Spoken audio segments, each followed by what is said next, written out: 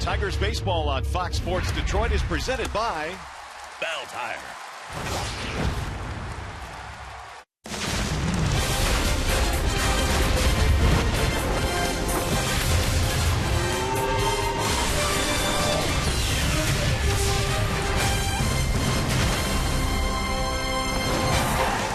It started with a fist pump and then eventually ended with a celebration at home plate. James McCann's second big league homer was his first walk-off homer. And yesterday the Tigers pick up a win in Game 1. McCann back in the lineup tonight. Tigers and Astros Game 2 in this series.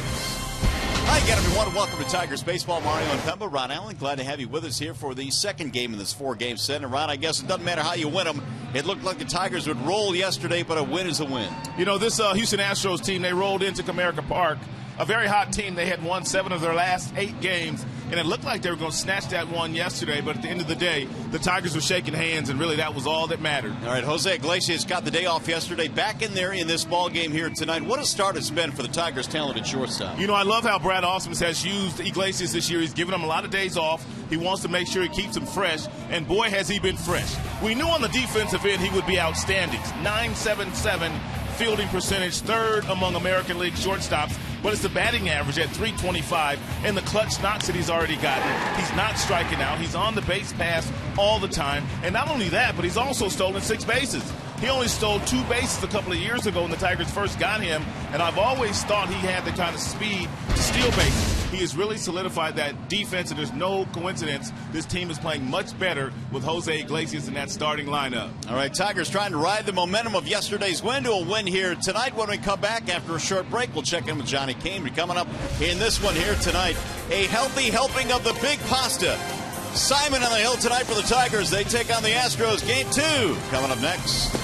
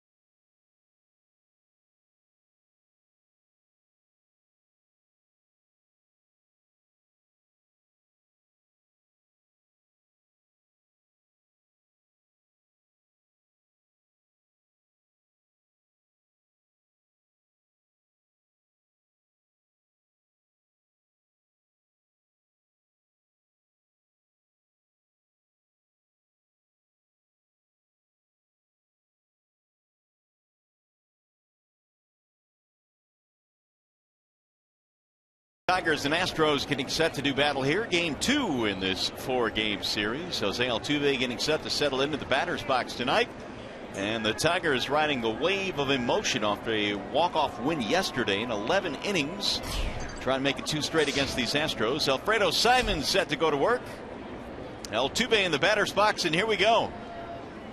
Tonight's first pitch is ball 1 high to Jose Altuve. Altuve batting .306. He's hit 5 homers this year. He's knocked in 24. Here's the 1-0 pitch. He drives this one in the air straight up on the infield. The shortstop and second baseman, it's Kinsler at second base. And 1 gone. Here is the rest of the lineup for the Astros, presented by the Metro Detroit Chevy dealers. Altuve, Valbuena, Springer, your top 3. Gaddis cleaning up the DH. Tucker hit the big homer yesterday. He's in left. Rasmussen center. Carter, Castro, and Gonzalez rounding it out. And Mr. Simon tonight presented by Family Heating, Cooling, and Electrical. Alfredo comes in with 4 wins and 1 loss. He has done his best work right here at Comerica Park. He's 2-0 with a 1.25 ERA. He's only given up 3 runs in 21 innings right here at home. Here is the number 2 hitter, Luis Valbuena. Valbuena in yesterday's ball game was 1 for 5, extending his hitting streak to 8 consecutive games, which equals a career high. That one bouncing into the backstop it goes. 1 ball, 1 strike. If you don't know Alfredo by now, he will throw you everything but the kitchen sink. He's got a 2-seam fastball, 4-seam fastball. He's got a slider. He's got a curve. He's got a splitter as well, and he even throws an eephus, split-fingered fastball. Anything else? And that's the truth. Here's the 1-1 pitch. Lifted in the air toward left center field. On the move is Cespedes, staring into the sunlight. 2 up, 2 down. Let's take a peek at the Tigers starting defense. It's presented by Beaumont Health System. Cespedes, Ghost, Martinez in the outfield. Miggy. He is one of 6 first basemen in the majors that has not made a mistake at his position this season. Very underrated at first base. We talk so much about his hitting that his defense just kind of gets lost in the mix. So with 2 outs, here is the number 3 hitter, George Springer. Batting just .205, but he had a couple of hits in yesterday's game. Wave and a miss there to pitch up and out of the strike zone. And Simon had a chance to watch the ball game yesterday and just how aggressive just about every last batter in the Houston Astros lineup was against David Price. They swing early and they swing often. Only the Cincinnati Reds swing at the first pitch more frequently than the Houston Astros do. Well, after watching the Brewers here for 3 days, I thought they would be on the top of the list, but these guys are even more aggressive. Right. 1 ball, 1 strike on Springer. Here you go, some of the numbers. 34% on the first pitch of every at bat, highest in the majors. Oh, they switched from yesterday. Here's the 1-1. Bouncing ball toward third. That is a fair ball. Castellanos' throw is going to be late. 2-out infield single for George Springer. Well, we mentioned it's a nice night tonight. Here is graphical proof. The field conditions are presented by Ace Hardware and the Scotts Company. 65 at game time. Pretty good. Nice Friday night crowd gathering here as well. You know, it's a weekend, so a lot of people probably have gone up north for the 3-day weekend, but still a really nice crowd. No doubt. You can see that in the upper reaches of the upper deck there are folks in the seats tonight. You know where there is one party at always on a Friday night. Where's that? At Amsterdam up there. I knew you'd say that. It's always a party up there. Here is Evan Gaddis with 2 outs. $196 in the average column for Gaddis, but he has massive power. 8 home runs. He tripled in yesterday's ball game to the gap in right center field. If you watch a lot of these right-handed batters, and the reason why they strike out so much is you watch their front hip. They cheat with that front hip and open it up, trying to get the fastballs inside, and that's why David Price had so many strikeouts yesterday. He was very good spotting his fastball down and away to a lot of the right-handed batters, and they continued to pull off that baseball violently with that front hip and that front shoulder. Gaddis has hit 6 home runs this month. 6 of his 8 have come here in May. And watch Gaddis' front hip once he starts to swing that bat. It's almost pointed down toward Castellanos.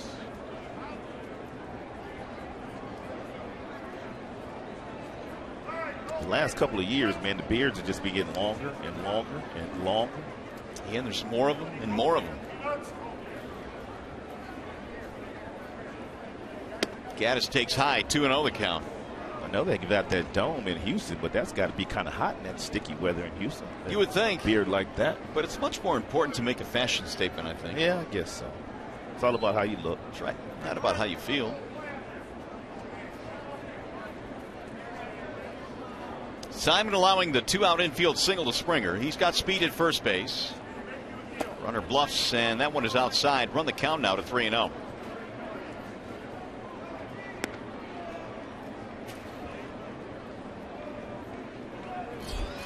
Waiting on deck is the guy that hit the home run yesterday, Preston Tucker, who tied the game off Joakim Soria, and he gets a start here tonight. He's playing in left field. The 3-0. He's swinging. Little pop-up, shallow right field. J.D. Martinez comes in with a running play right before that thing dropped. That's all for the Astros. No runs, a hit, one man left.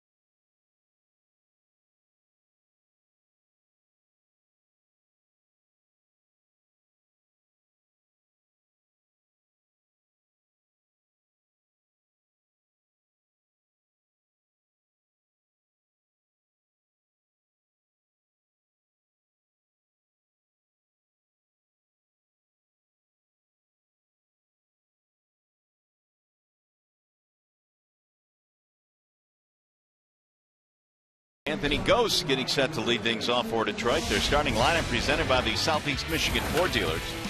Gose, Kinsler, Cabrera in your top three spots. JD is out in right field. Cespedes been getting on base at a healthy clip. He was, or has been, 6 for 6 in his last 2 games.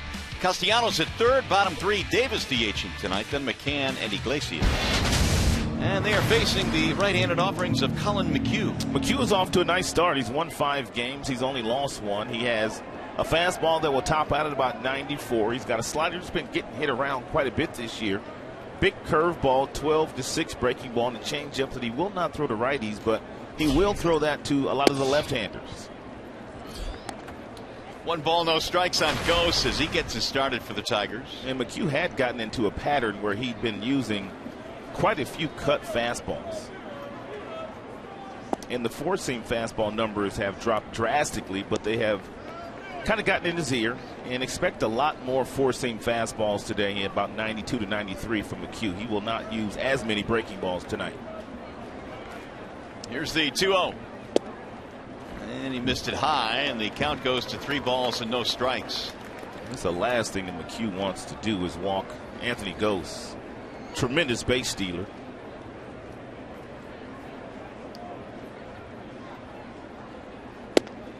And he takes a strike, 3-1. Valbuena is on the grass at third in case Gose is entertaining a bunt down that way. Shadows starting to creep in over the infield. Outfield still covered for the most part in the sunlight. And is rolled foul. Now the count evens at 3, or levels rather, at 3-2 against Gose, who comes in at 325. Anthony Gose has had 7 games this year where he's got 3 or more hits. 7 games. including yesterday when he went 3 for 5 for the Tigers. Here's the 3-2. Chopper back up the middle. Here comes Altuve. Ghost is out, 1 gone. It's a nice job by McHugh coming back to get Anthony Ghost after falling behind him. 3 balls, no strikes. McHugh, 27 years old, out of Naperville, Illinois. He'll go up against Ian Kinsler. Kinsler had an RBI in yesterday's win. He finished 1 for 5.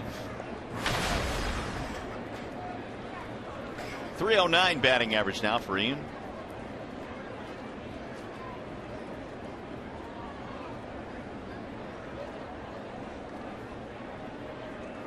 And he looks at strike 1 on the outer edge. Jerry Lane goes up with the right hand.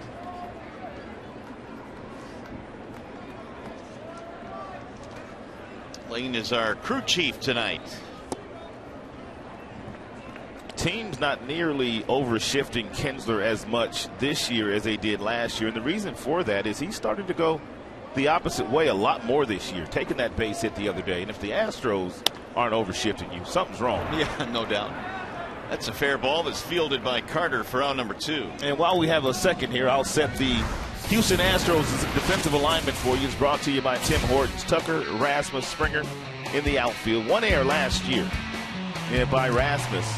119 games in center field. Gonzalez, Altuve up the middle. Valbuena and Carter on the corners. And Castro is the catcher today. Well, the skipper, A.J. Hinch of the Astros, despite yesterday's loss, still has his team in first place by a pretty good margin in the American League's West Division. You got to go all the way back to 2004. That's driven to right field. That's going to be a fair ball up against the wall. Miggy is on his way to second. And he's in there sliding with a double. 2 out, 2 base hit for Cabrera. Getting ready to say you have to go all the way back to 2004, the last time the Astros have had a 5.5 game lead in their division. Miguel Cabrera simply takes that fastball on the outside part of the plate, just hammers it the opposite way. He had to get on his horse, though, because Springer in right field, and we showed you Springer's defensive prowess last night. He is very good out there, and he has a very strong throwing arm. 8th double of the year for Cabrera, and now a 10-game hitting streak for Miguel.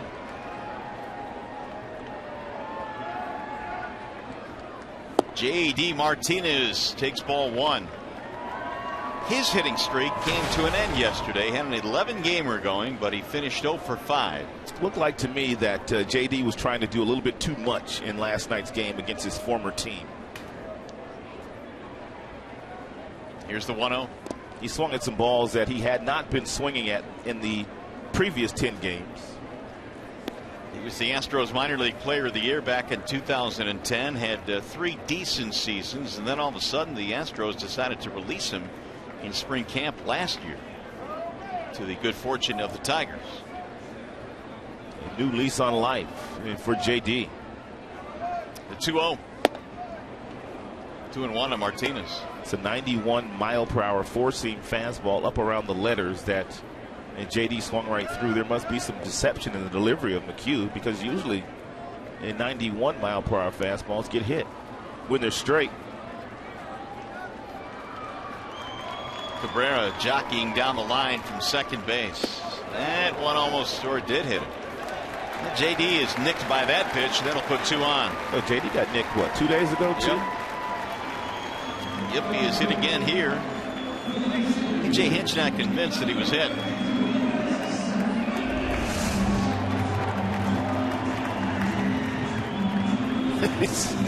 Oh, my goodness. Barely got him. Apparently it hit the shirt.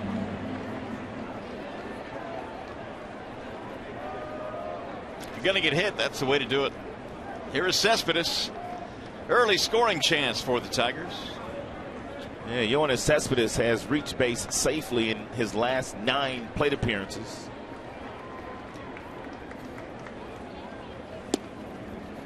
Bender drops in for a strike. And he's batting .317 with runners in scoring position. 6 hits for Cespedes in that stretch and 3 walks. Big day yesterday, had a double. And he doesn't walk much. No. And I don't think he's trying to walk right here either. Here's the 0-1. He'll shoot it back to the screen. 0-2.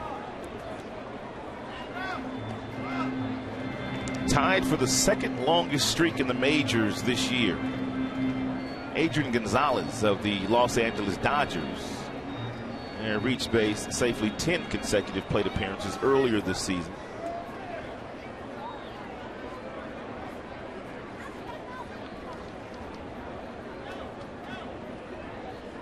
Oh, 2. Swing and a miss. He got him that time as Cespedes goes down. Streak is over. Tigers strand 2. We go to the second.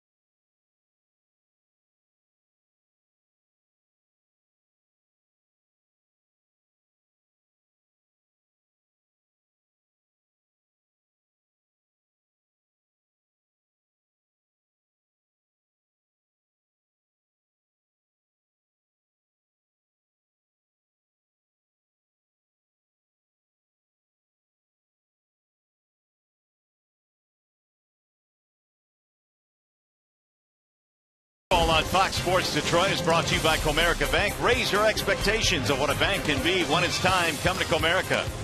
By Chrysler, come discover great deals during the Chrysler Drive and Discover event. And by Maxwell House, good to the last drop. It's the yearly tradition here at Comerica Park. Polish American night here at the Yard this evening. A lot of dancing going on before the start of this one right on the field here tonight at Comerica. Here is Preston Tucker to lead things off. Alfredo Simon back to work here in the second.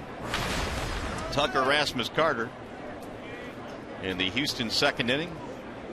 Astros got an infield hit from Springer in the first, but no damage. Here's Simon's 1-0. And Tucker was wearing out Pacific Coast League pitching before his call-up. He was batting .320, and he was leading all minor leaguers in homers with 10 and RBIs with 32. And as you said, when he walked to the dish in the ninth inning yesterday, he was up there to do one thing. One thing. And he did it. Hit the ball out of the ballpark, and he cleared the left field wall. Meanwhile, Big Pasta's gone 3-0 here, and there's strike 3-1. Tucker hitting .310. That home run that he hit yesterday in a pinch hitting role was his first major league home run. Rasmus waiting on deck. Here's that home run yesterday, and it came off of Joaquin Soria. It was a fastball that was tailing away from Tucker. He let it travel deep, and obviously he's got some power. You don't see many left-handed batters drive the ball out of this ballpark the opposite way.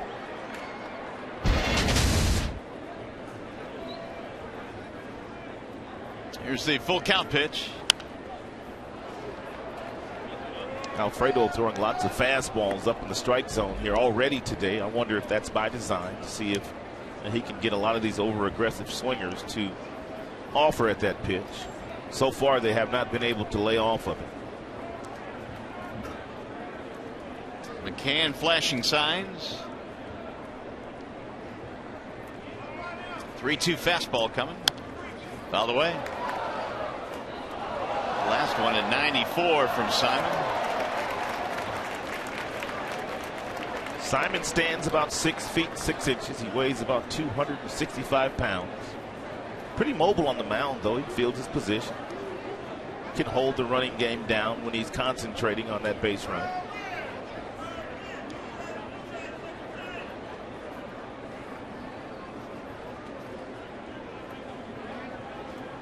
Now finally, Tucker will step out.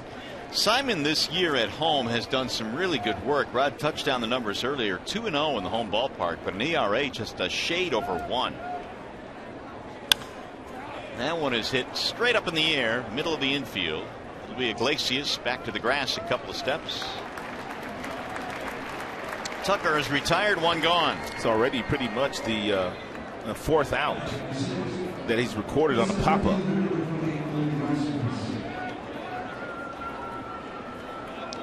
Here is Colby Rasmus.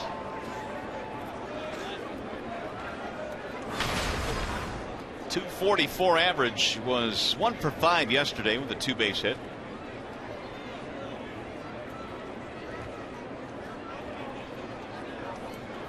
And got the shift on to the right side against Rasmus. Swing and a miss.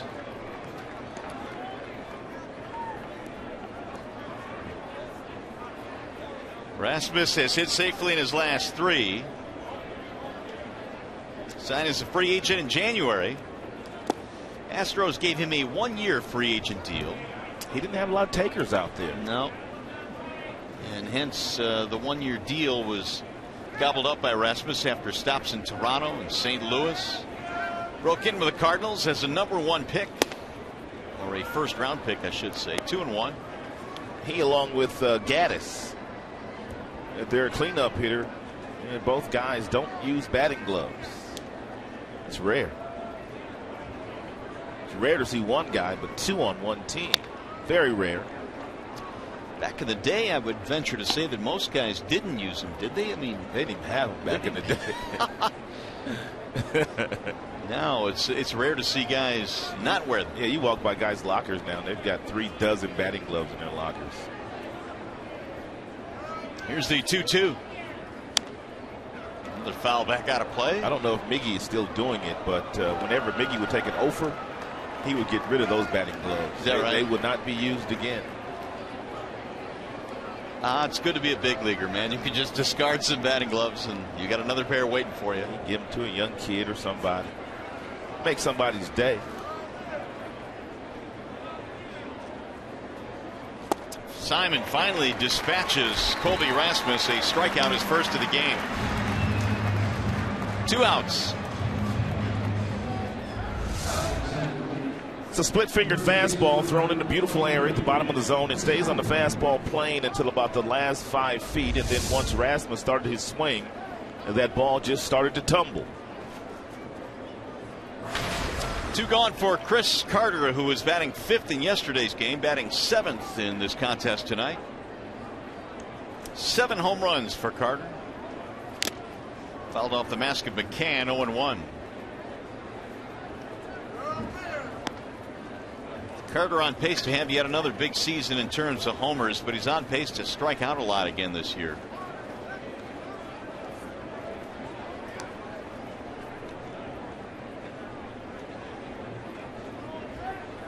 On pace for over 200 punch-outs this season. He's done that before a couple of years ago. And he's behind in the count 0-2.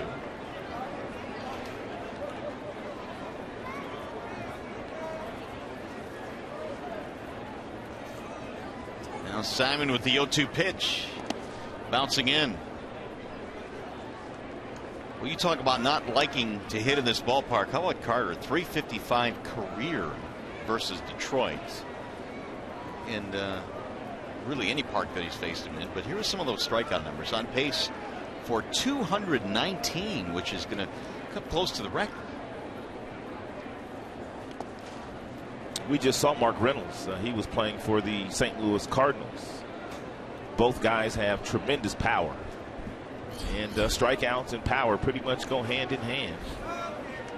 Well, they did for Carter last year. 37 home runs to go with his 180 plus strikeouts last season. Most of those homers came in the second half, too. He was getting off in the second half last year. And there's another one of those split-fingered fastballs, and Simon will use it a lot. It's his go-to pitch, and whether he's trying to get ahead of you or whether he's trying to put you away. No one uses their splitter as much as Simon does. And Matt Shoemaker, second on that list at just 24%. Simon uses his 33% of the time. And he's got just enough fastball to keep you honest, because if you're looking for that split-fingered fastball and he throws you one of those heaters at 92, 93, you're not going to catch up to it. It's going as high as 94 in this game here tonight. And again, the 2-2. Swing and a miss. Simon finally got him. A couple of strikeouts in the inning for Alfredo. 1, 2, 3, they go.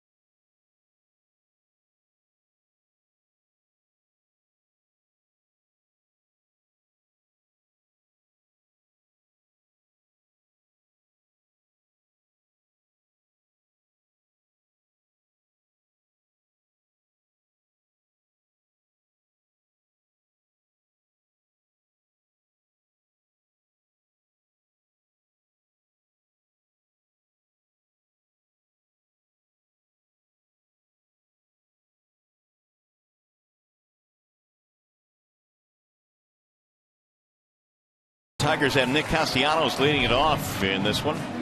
It'll be Castellanos, Davis, and McCann in the bottom of inning number 2 on a glorious night for baseball. Clear skies and a beautiful night. Big crowd still filing into the ballpark tonight. Colin McHugh goes back to the hill. Gave up a double and hit a batter at the first, but the Tigers could not push one across. And now Castellanos. Swinging on the first, and he drives one to right field. Straight at Springer, and 1 pitch, 1 out.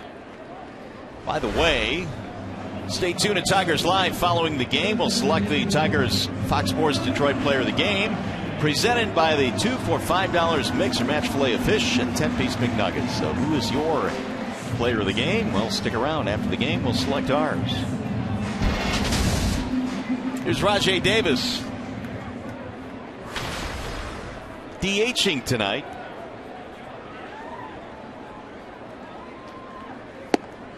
Now Tyler Collins is with the club, and he's a left-handed batter, but Brad has decided to go with Davis, the righty, DHing tonight against McHugh. Here's the 0-1. Right-handers are batting a little bit better this year against McHugh than left-handers. Lefties hitting at 232. Right-handers 292, so that may have played into the decision for Brad to play Davis here tonight in favor of Collins. The reverse splits, as they like to call them. Although Brad would not say that before the game when that question was posed to him. He simply said that Rajai Davis has done nice work, and he doesn't want him to sit too much. He wants to continue to give him consistent reps. Here's the 1-2. That breaking ball's got a really big break to it. It's a 12-6 breaking ball. If you're looking at a clock, the number 12 and the number 6, it comes right off the table, right there, and then it just drops down off the table. It's a plus pitch for him.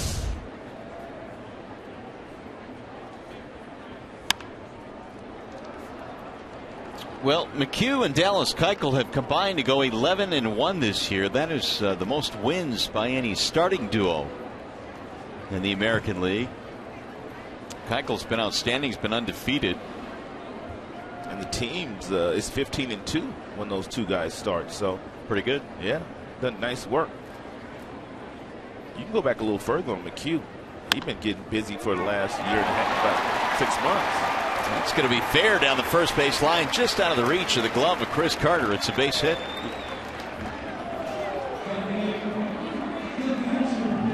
Here's James McCann.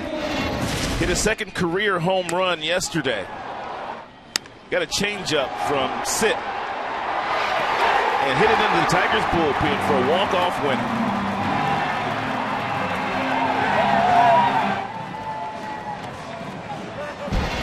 I'm assuming the walk-off home run was more exciting than the inside the park home run, but I don't know. That inside the parker was his first major league homer, and it was exciting. Might have been a push.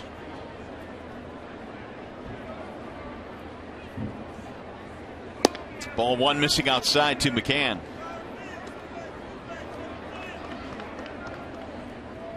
Doesn't happen very often, but McCann became the first player with an inside the park home run and a walk-off home run for his first 2 in the big leagues. Last guy to do it was Tim Raines in 1981. Tim Rock Raines.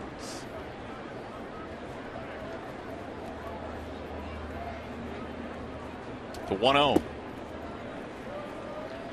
Rajai has 10 steals. He's stolen second base 5 times, and he has stolen third base 5 times. Looks like McHugh doing a little bit of what Feldman did yesterday, simply holding the ball on the mound, trying to disrupt the timing of Davis, not allowing him to get a good jump. Rajai went, but then stopped. Now a ground ball to short. It's going to end up being a double play. That'll be a 6-4-3 to end the inning. No runs, a hit, nobody left. Tigers baseball tonight presented by Bell Tire.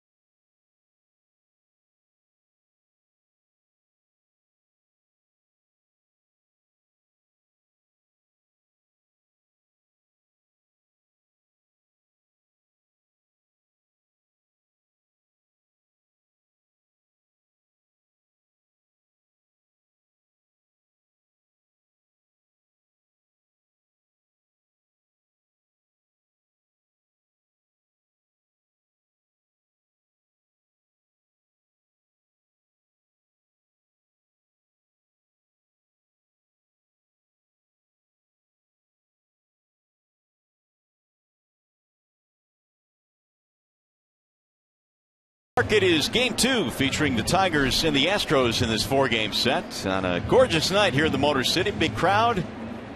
Tigers looking for another win over the Astros. It'll be Castro to lead it off, then Gonzalez and Altuve. Facing Alfredo Simon, who got him 1-2-3 in the second. The only hit he has allowed is an infield single by George Springer. Castro did not play yesterday. It was Castro getting the start here tonight. Conger yesterday. And the left-handed batter goes tonight with a .217 average. He's got 5 homers, but only 8 RBIs.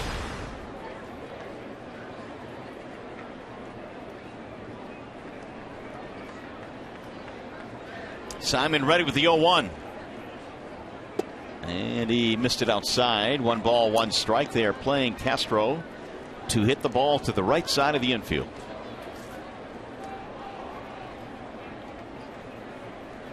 Here's the 1-1. Drill to the right side, but this one to the gap in the outfield is going to drop and go all the way to the wall. Castro is on his way to second. He will hold with a double. Leadoff 2-base hit for the Astros. That is the 6th double of the season for Castro. That's another split-fingered fastball thrown by Simon. This one doesn't get to the area that he wants it. This one stays up in the strike zone. It's crushed by Castro into the double, into the right center field gap.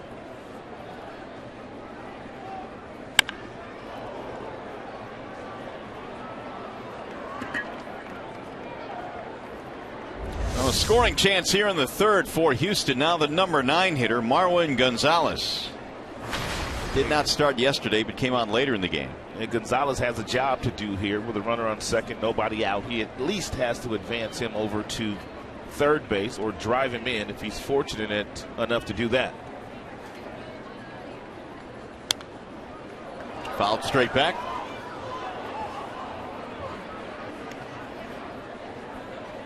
Gonzalez at .238 would be termed one of these super utility players. He could literally play just about anywhere on the field. He's played all the infield positions. He's played outfield as well. Yeah, 16 starts at shortstop. He's made a start at third. He's made a few starts at first base this year. Here's the 0-1 showing bunt now, and he has to buckle out of the way. It's a good idea by Gonzalez. You've got to get the job done. Whichever way you feel most comfortable advancing that runner, you do it.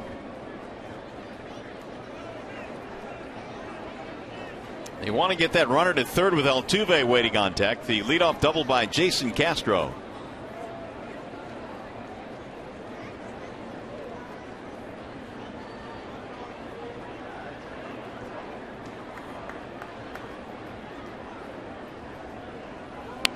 Bunted. And Simon will take a peek at third. McCann telling him to go to first base. So the sacrifice works. Game break time. Here's Johnny Kane.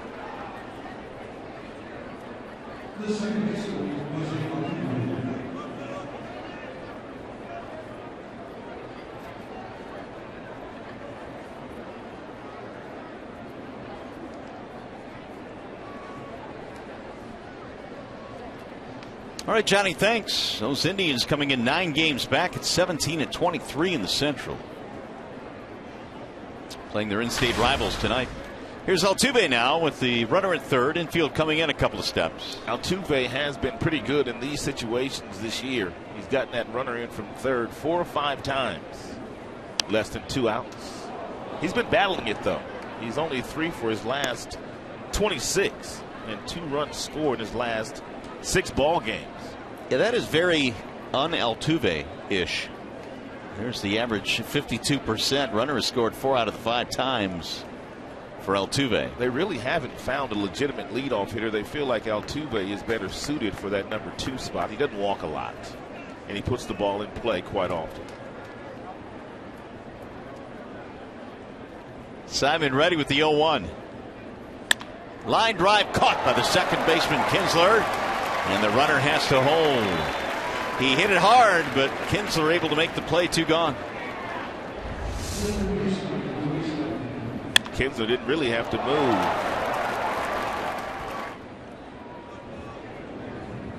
What would George Kell used to say about that play? He hit it right at him. And Kinsler hauled it in. So with 2 outs, here is Valbuena. Castellanos running across the field to play on the right side. Iglesias breaking toward the bag, trying to keep the runner Castro close.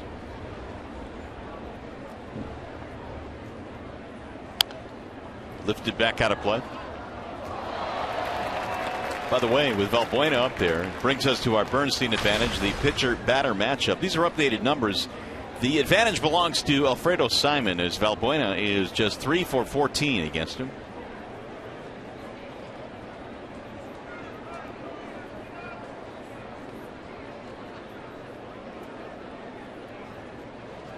Flied out to left field his first time up. First real threat the Astros have had in this game. The leadoff doubled, but he's standing at third now with 2 outs. The 0-1. 1 ball, 1 strike.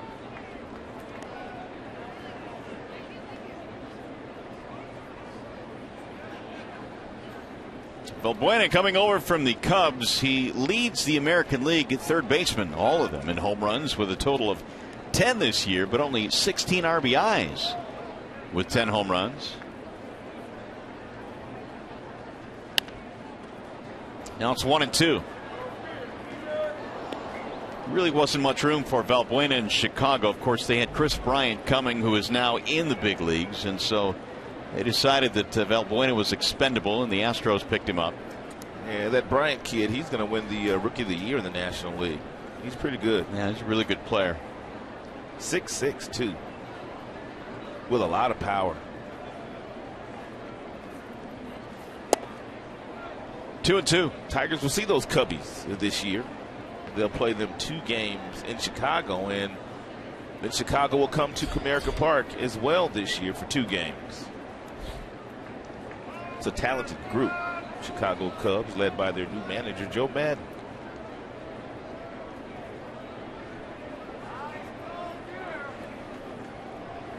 Cubs trailing St. Louis, I should say, in the Central.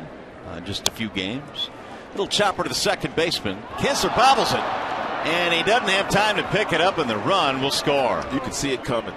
Ian Kinsler about as sure-handed at that second base position as any in the majors, and he just kind of got caught in between, charging it a little bit too aggressive, and his feet kind of got tangled up, and he just couldn't make the play. Really should have just stopped and played it without charging so hard. He would have gotten that out.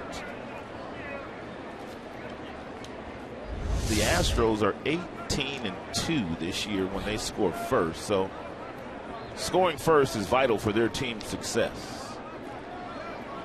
Error on Kinsler and no RBI for Valbuena. It's 1-0 Houston.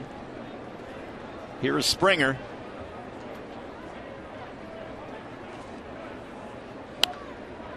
Fouled straight back. Tigers have been a pretty good defensive team all year. Yeah, but they made 2 errors in last night's game as well. Well, this one should have gotten Simon out of the inning, but the Astros still batting here. Springer had an infield single in his first at bat. Could not pull the trigger, but it missed high. 1 ball, 1 strike. Springer, another one of those right-handers that really likes to cheat on fastballs inside by opening up the front side of his body, which means you can get him away.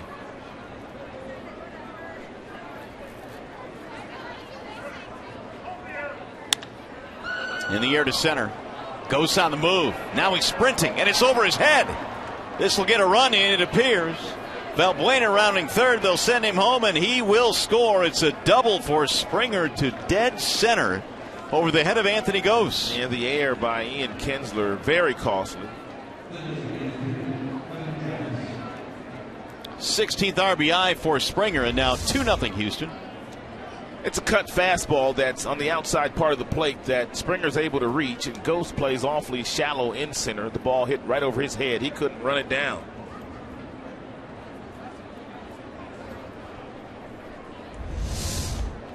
Third hit of the game now for the Astros, and that'll bring up their cleanup hitter, Evan Gattis.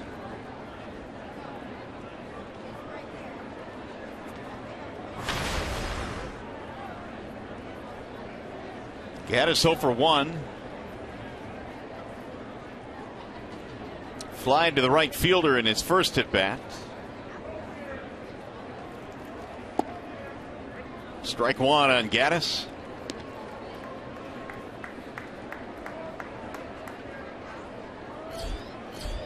So Simon now has reached a total of 50. There's his ratio. 32 strikes, 18 out of the strike zone.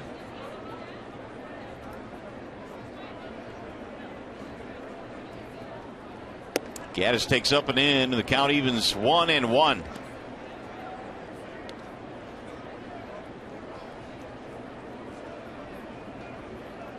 They have gotten their starter, Colin McHugh, a couple of runs. They always score a lot of runs for him when he's on the mound. They average nearly 6 runs per contest when McHugh's towing that slab. It's a high, towering drive to left center. Playable, though. Cespedes under it. And that'll end the inning. They get a couple of runs. One big error for the Tigers.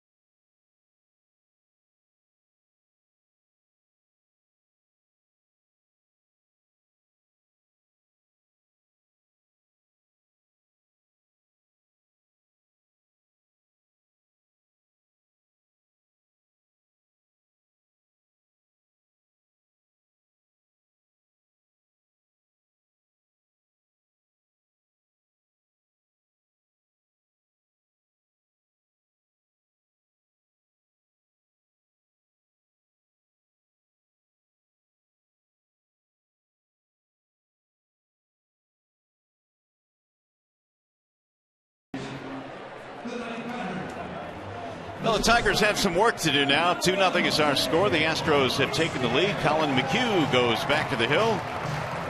Jose Iglesias will start things off for the Tigers. Iglesias, Ghost, and then Kinsler. First at bat of the ball game for the number 9 hitter. Tigers have gotten a couple of base runners to this game. Single, double hit batter, but they've not been able to get to McHugh so far. Iglesias showing bunt, looks at ball one high and away. 325 average for the Tiger shortstop.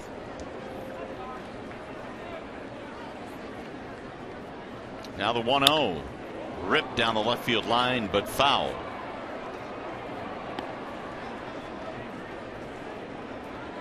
McHugh last year an 11-game winner. In fact, he went from being a waiver claim from the Rockies in December of 13 to the Astros Rookie of the Year last year.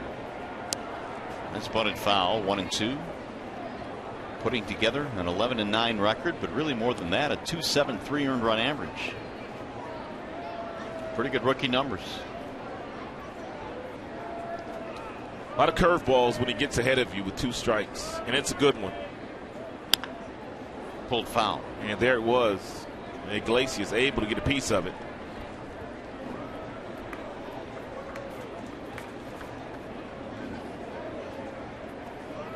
Q is 6'2", 189 out of Naperville, Illinois. He'll be 28 next month. Naperville, nice city. It is indeed. Slice to right, and that's a base hit.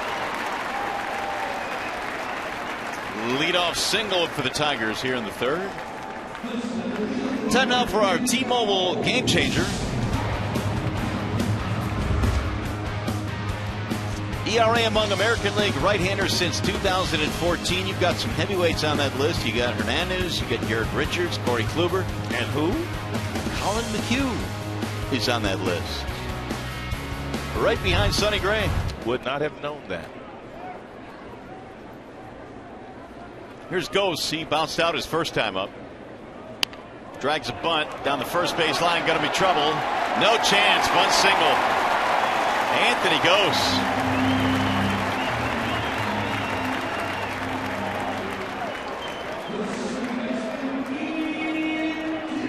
Anthony Ghost has been bunting a lot, but take a look at the concentration here and the fact that he's not moving a lot. The head is directly down on the baseball, and he catches the ball and puts it in a perfect spot right back past the pitcher. He makes the first baseman come and field it, and McHugh's not going to beat Ghost to the bag. That is a beautiful bunt.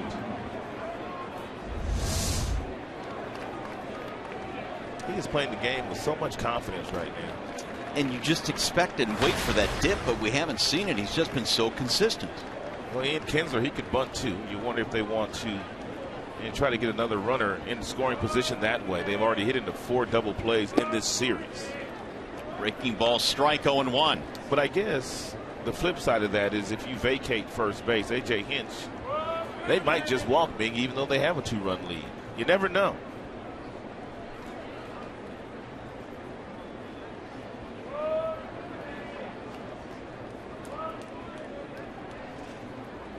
Here's the 0-1. Swing and a miss. 0-2 on Kinsler. That curveball is an outstanding pitch from McHugh. And it's got such a big break to it. And he throws it out of the same window as the fastball.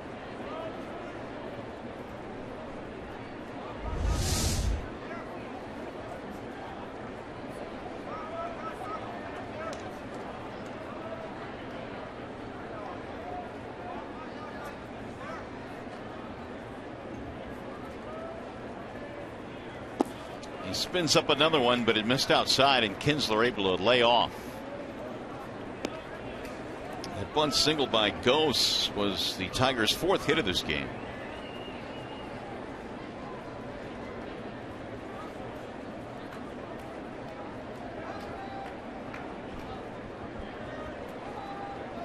Simon hoping for some offensive assistance here. The 1-2. Just got a piece of it, staying alive. Hey, by the way, just a reminder as you enjoy a cold one to look forward to Miller Time later in tonight's game, brought to you by Miller Lite.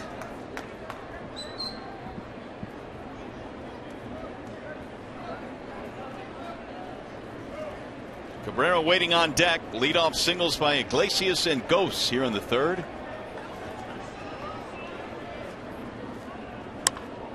Lifted in the air down the left field line. That's going to be caught on the run by Tucker, and the runners will hold. 1 out. Here's Cabrera. And yesterday in the ball game, he went to the bottom of the zone and he drove in a run, and it was the 1,400th run that Miguel Cabrera has driven in his big league career. 5th youngest player to accomplish that. They've been pitching Miggy away for the last 2 days, and Miggy knows that. But at some point in time, they're going to try to come inside on Miggy, and he is such a smart hitter. He'll be able to turn on that pitch. This just might be that at bat because he doubled down in the right field corner his first time up.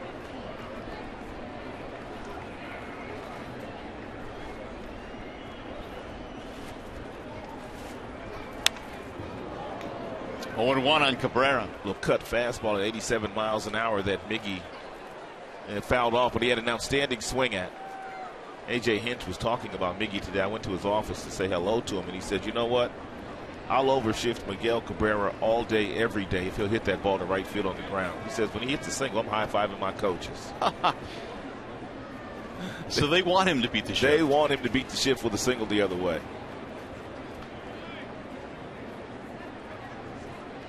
Here's the 0-1. Swing and a miss. 0-2. We've seen a lot of those swings, man, on that curveball. It's the first time these Tigers have seen McHugh, too, for the most part. So none of them have really seen him. And until the second time around, they're not going to have a pretty good idea of what that curveball is doing. We've seen quite a few awkward swings on the pitch. A lot of breaking balls for Colin McHugh early in this game. He's gone ahead of Cabrera 0-2 as he tries to navigate through the middle of the Tigers lineup.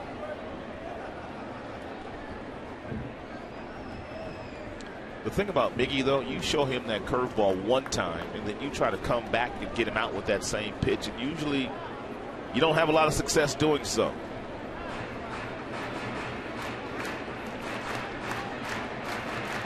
Meanwhile, the catcher Castro out to have a very quick chat with McHugh. Last start against the Jays, he struck out 9 in 7 innings, gave up just 2 runs. That's a pretty good offensive team, too. Yeah. Missed inside. 1-2 on Cabrera. If he was smart, he would go right back inside with another fastball for a strike to see if Miggy was waiting for him.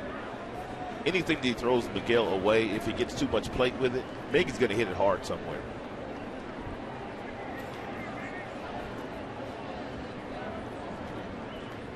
Breaking ball, and he got him on strikes. He sure did. Wow. We're going to make that our bell tire pitch by pitch. McHugh with runners on first and second, striking out one of the best hitters, well, the best hitter in the game, and he got him on the same exact pitch. He got ahead with a breaking ball, and he finished Miggy off with a breaking ball.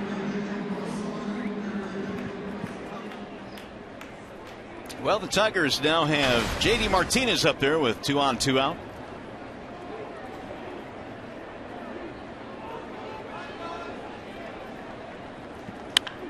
Driven deep to left field. That ball is way back, and that ball is foul. Just foul down the left field line. Man, it looked good. He stayed back as long as he could on that breaking ball and still got out in front of it and nearly had a 3-run homer. That thing was a majestic moonshot. When you throw as many breaking balls as McHugh has thrown here today, you're bound to make a mistake or two with a couple of them. And he almost paid there. 0-1 on J.D. Driven to right field. Ball hit well. Springer is on the run. Still going back. He looks up. That ball is gone. It's a 3-run homer for J.D. Martinez. Power to the opposite field on display for J.D.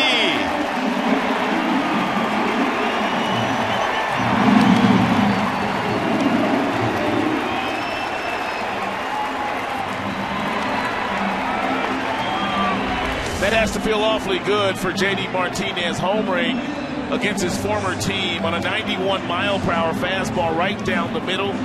J.D. pulls his hands close to his body and barrels it up, and he has as much power the opposite way as most right-handers in the game that hit home runs. He missed down the left field line, so why not try the right field line? Into the seats the other way. Here's a drive in the air to left. This one will stay in the ballpark. Tucker is under it to retire the side. 3-run homer gives the Tigers the lead. When we come back, we'll check in with Tiger skipper Brad Ausmus.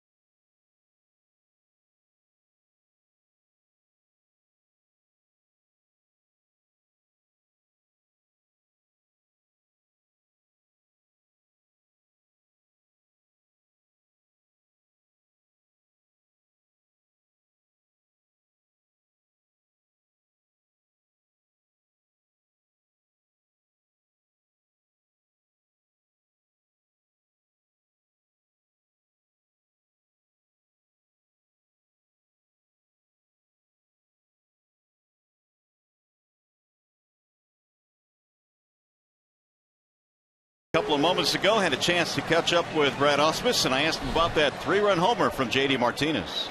No, that was a big one. I think J.D. gets a little amped up when he's playing his former team. So sometimes you got to learn to control those emotions. But he put a nice swing on that.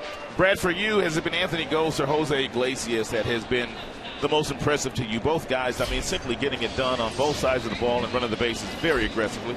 I don't want to pick favorites, but they've both done an excellent job. Certainly, defensively, they've been a big boost to us, running down balls in the outfield by Gose. And, of course, Iggy's kind of well documented as shortstop. We knew more about Iggy defensively than we did about Gose. Hey, Brad, your impressions of Alfredo Simon tonight was bitten by that unfortunate error in the third, but otherwise pretty good. Yeah, he's pretty good. It looks like he's struggling a little bit with his release point. Can't quite find a consistent spot to let go of that split, but I'm hoping he can find it right now and pitch another 5 or 6 innings. And the words of Brad Ausmus getting his thoughts here tonight. The Tigers have taken a 3-2 lead as we play in the 4th inning, and Simon getting the ground out from Tucker. Our thanks to the skipper for spending a couple of moments with us. Colby Rasmus will step in. Rasmus a strikeout in the second, 0 for 1. Sends a high pop-up, foul ground, third base side. And Iglesias overran it. With the shift on, it was Iglesias coming from his shortstop position, but overran that ball.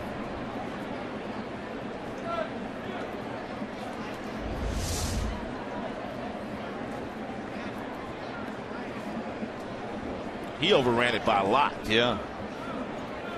Whoops. So it's new life for Rasmus. Here is Simon's 0-1. 1 ball, 1 strike. So Alfredo now has been given the lead after giving up 2. In the third, there were 2 unearned runs. 3-run homer by J.D. Martinez. Foul tip into the glove. 1-2. And Rasmus is a dead pull hitter. That's why they're playing him the way that they are. Miguel Cabrera at first, hugging that first base line. Rasmus also stands right on top of the plate. I mean, right on top of it. Hands resting over home plate.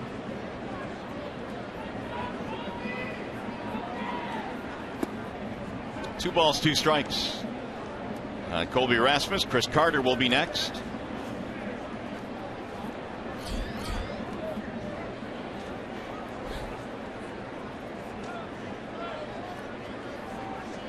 Here's the 2-2. Swing and a miss. It's the second time Rasmus has struck out tonight, and there are 2 gone here in the 4th inning. Hey, tomorrow, Major League Baseball on Fox Sports 1 continues. The Brewers take on the Braves at 3:30 Eastern.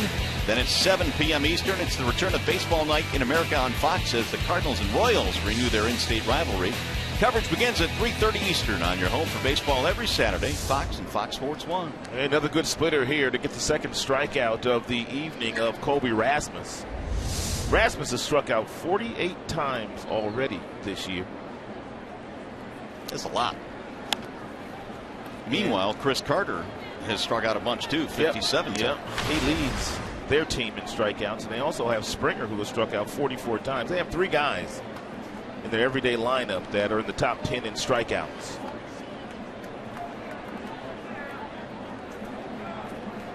Here's the 0-1.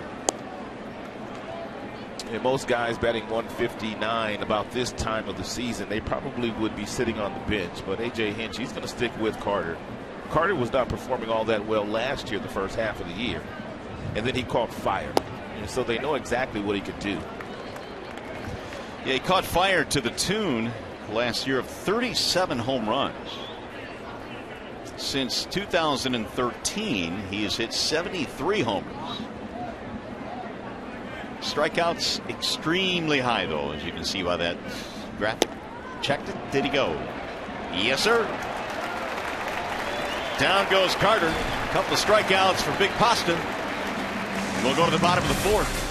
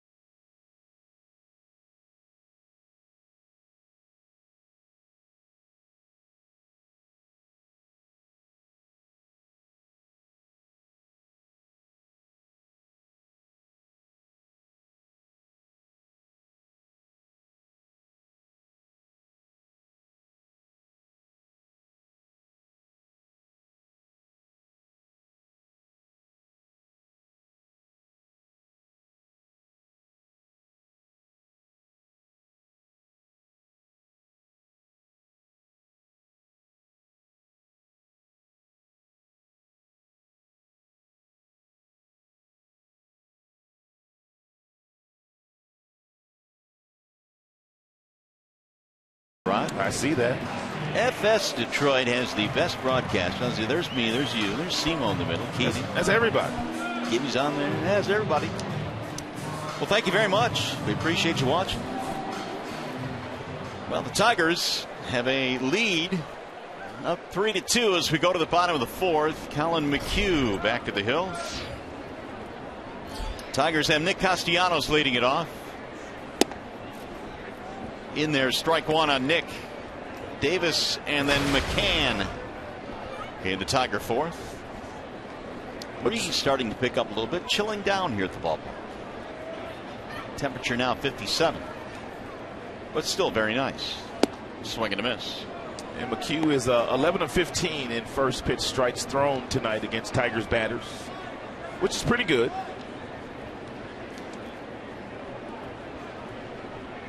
Three-run shot by J.D. Martinez with 2 outs in the third. Gave the Tigers the lead. That's driven to right field. Castellanos goes the other way. And Castellanos able to climb the ladder on that 89-mile-per-hour cut fastball and hit it to the vacated right side of the infield. Hey, the Tigers conclude their weekend series with Houston Astros on Sunday at 1:08. It is Sunday Kids Day. All kids 14 and under will also receive a free Shane Green poster. For tickets, call 866-66-TIGER or visit tigers.com. Leadoff man on.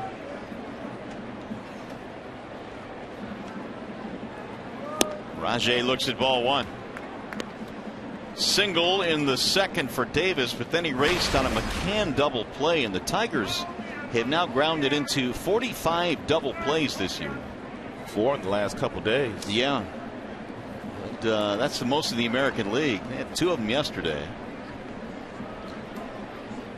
The 1-0 is popped up. Foul ground for Chris Carter. Rajay retired, 1 out. Bring up James McCann.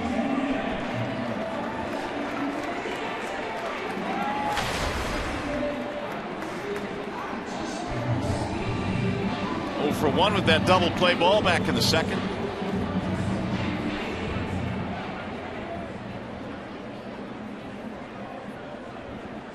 Two for 6 in the series for McCann.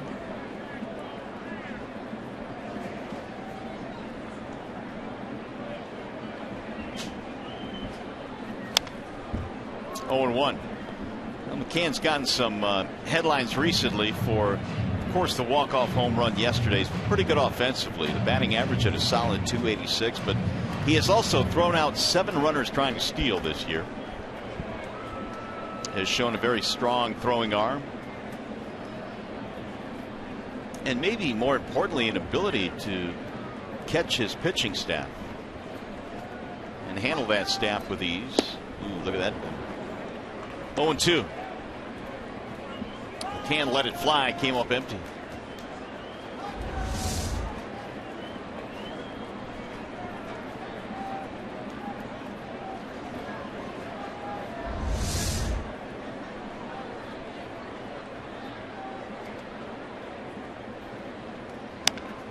Another breaking ball.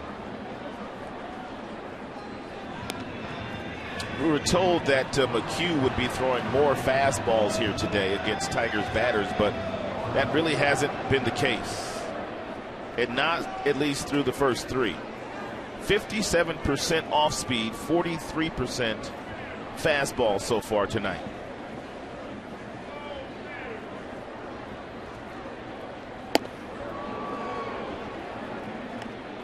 One and 2 on McCann.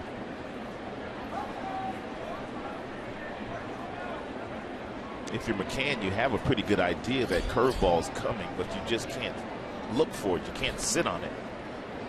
But it has to be in the back of your mind. Bouncing ball to third. This might be another double play. 5-4-3 it is. Tigers bounce into 2 double plays tonight. Let's go to the 5th.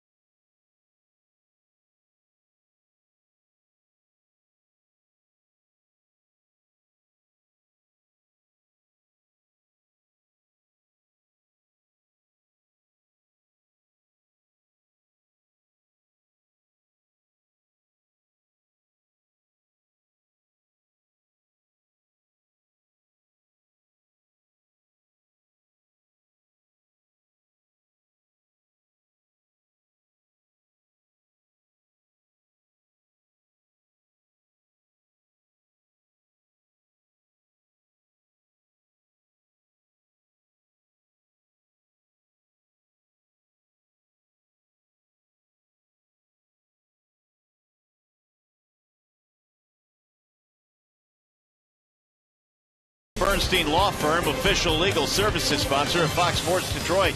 Bell Tire, get the lowest tire price, period. Bell Tire. Myers, save big with M-Perks from Myers. Sign up at mperks.com. And by Chevrolet, find new roads. Nighttime settling in now here at Comerica Park. The Tigers Astros going at it. Game 2 in this 4-game weekend series. Tigers on top right now, 3-2. In the 5th inning, it's Jason Castro to lead it off, and Marwin Gonzalez and Jose Altuve. Of course, the Tigers have to handle their business here against the first base club in the Houston Astros, but maybe the St. Louis Cardinals can give the Tigers a little help. They're starting a 3-game series against the Royals tonight. That would be nice. That'll be a good series, good weekend series. Well, the Tigers went to St. Louis, took 2 out of 3 there. We'll see how the Royals match up. Castro had a double to start things off back in the 3rd, eventually scored a run on the 2-out error by Kinsler.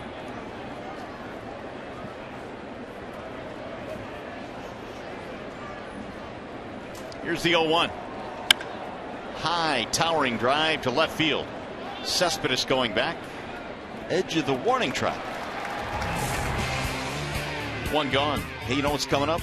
Tigers concluding their weekend series with the Astros Sunday at 1:08, and it's Sunday Kids Day.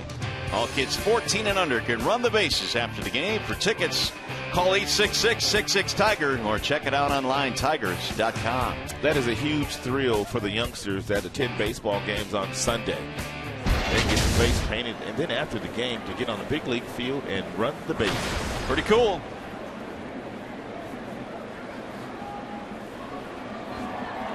Got fireworks after the ball game tonight. It's our first fireworks display this year. Here is Marwin Gonzalez. Dropped down a sacrifice bunt back in the 3rd against Alfredo Simon. And he drops down another bunt. This one goes foul.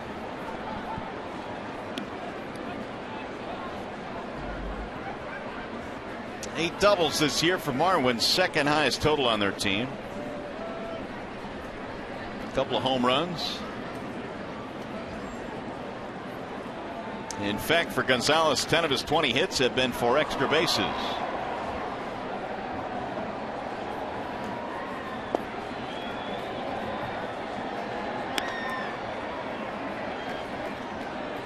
Simon a 1-2-3-4, including 2 strikeouts. He's punched out 4 in this game this evening.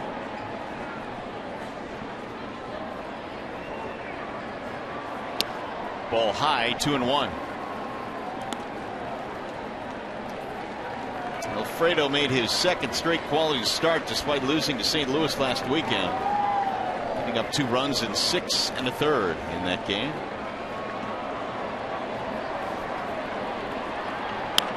Drill to right field on a line. There's J.D. Martinez to make the play. 2 outs. 6 in a row set down by Simon. Here's Altuve. He's 0 for 2. Average now down to 303. 3 for his last 27 is Jose Altuve in the last 7 games.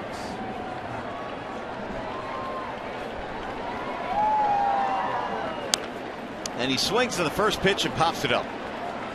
There's Castellanos. And it's going to be a 1-2-3 inning, the 2nd in a row for Alfredo Simon. Tigers baseball tonight, presented by Bell Tire.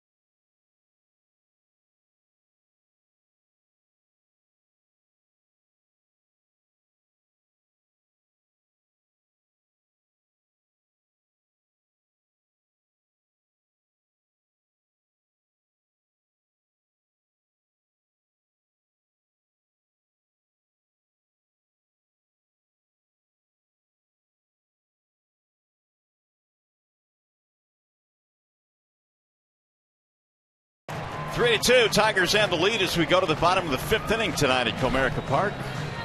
We've got some big timers at the ballpark tonight. There's Kid Rock wearing the Old English D. Chris Chelios seated to his right.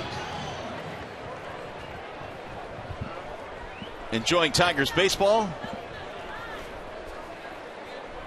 J.D. Martinez giving the Tigers a lead 3-2. That was back in the 3rd. And the lead is held up as Iglesias leads it off. Well, Jose is brushed out of there and a ball up and in. Iglesias started the rally in the 3rd with a single. Jose now batting .331. Little tapper hit toward 3rd, fielded there by Valbuena. Since you caught up with the Comerica Bank game summary, crucial error by Ian Kinsler. That would have been the 3rd out of the 3rd inning, but it played it a run, and then the next hitter, George Springer, doubled over the head of Anthony Ghost. But then it was J.D. Martinez, the former Houston Astros, with a 3-run bomb the opposite way. And that's the difference in this one.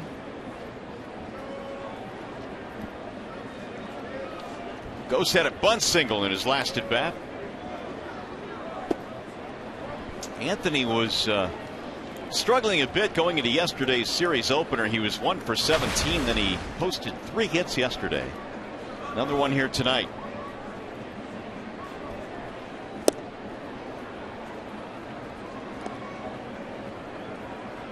Yesterday's game was his 12th multi-hit game of the year.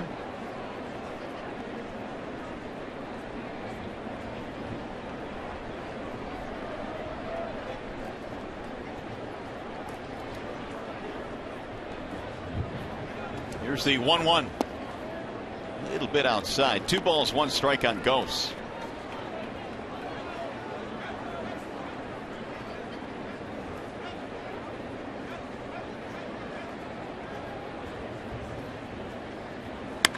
Slice to left field. That's hit pretty good. Tucker watches it sail over his head up against the wall. Ghost headed to second base. In there with a double and another multi-hit game.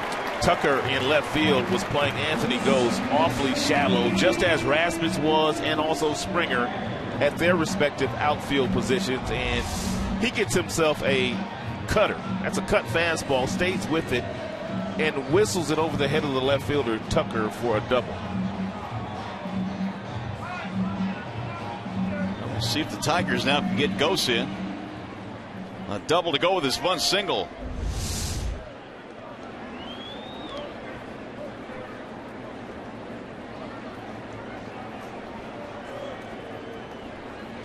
Oh for 2 tonight for Kinsler. Fly ball and a ground out.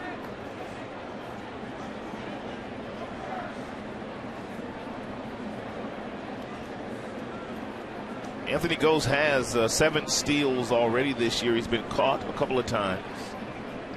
But Altuve, the second baseman, with Rajai Davis and also Anthony Ghost. He is right on the bag.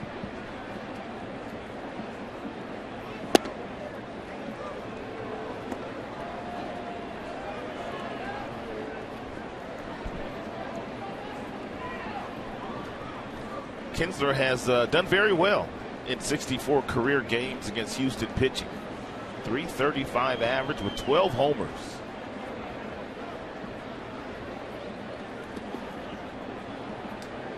Hugh again breaks off another one. This one bounces in. 1 ball, 1 strike.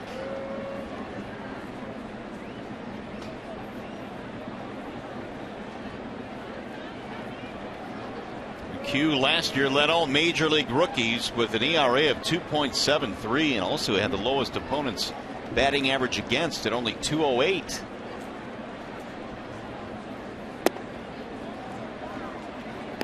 Two balls, 1 strike.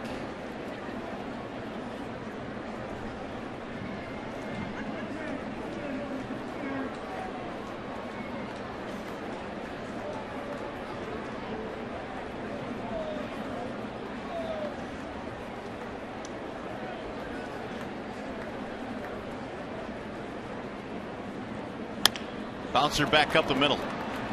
Fielded by Gonzalez, who throws him out.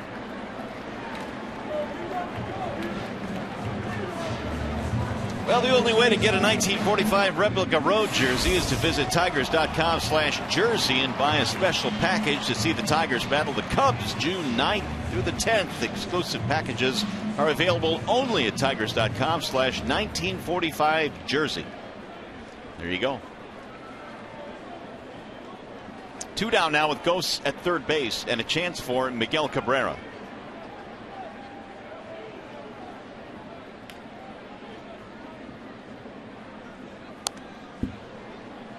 McHugh gave up a double to Cabrera in his first at bat, but then struck him out in the third. Yeah, he threw me a couple of really good curveballs that bounced before they got to Miguel, but yet he swung at both of those.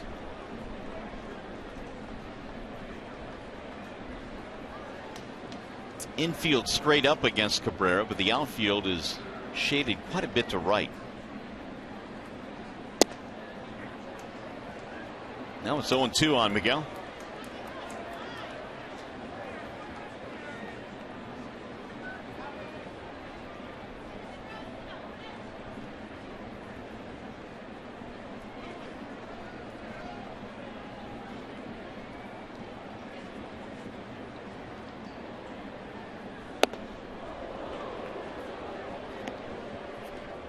What do you make of these splits right here, buddy? Well, you know, Brad Ausmus called it an anomaly a couple of weeks ago, but clearly his daytime numbers are just out of this world. Nighttime, not so much. I don't know what to make of it. They're puzzling, that much is for sure. Fouled away. Now, Brad did go on to say a better indicator, obviously, is to look at his career numbers day and night, which is true. Right. Not much larger sampling, but it is something that has caught our attention, no doubt. And really, even the entire team, when you look at the splits between day games and night games. No, it's not just Miggy.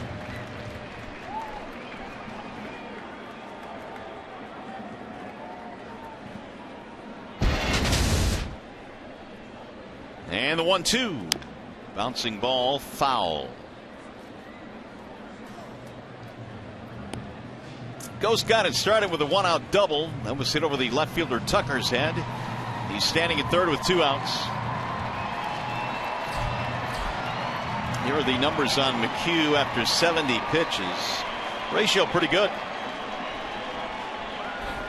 More than 2-to-1 strikes.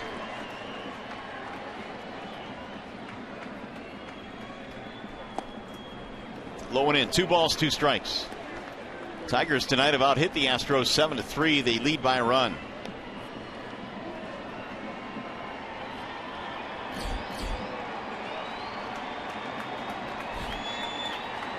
JD waiting on deck. He's already done some damage in support of Alfredo Simon.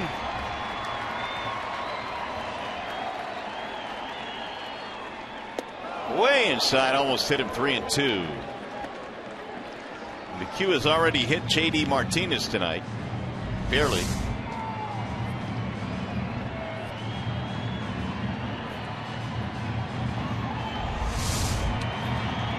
McHugh, if he's going to throw a strike to Miguel, his best pitch to throw to Miguel to get him out is probably that curveball.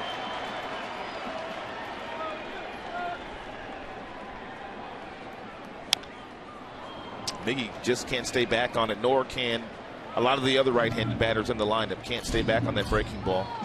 73 miles an hour, that last one thrown by McHugh. Pretty sure we haven't seen anybody throw this many breaking balls in a start this year. No.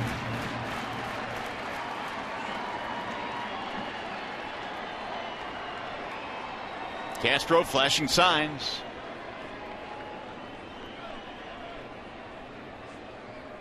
Another bender, grounded foul. And just one after another after another. And Miggy getting on that front foot a little bit too early there for coming off the backside. No bat speed in that swing for Miggy. Surprised Miggy hadn't gone to his emergency stance where he doesn't stride against McHugh, who's throwing so many breaking balls at Miggy. We'll see if he picks that front foot up here or just leaves it on the ground. And he lost him. That was a 10-pitch at bat, and Cabrera finally works a walk.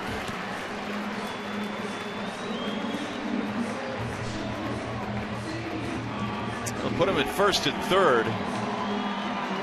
Cabrera career high 4.06 pitches per plate appearance this season, which leads the team. He added to that with that 10 pitch at bat. Now another chance for JD. He's up there with 2 men on. Already a 3-run shot tonight. He hit it back in the third.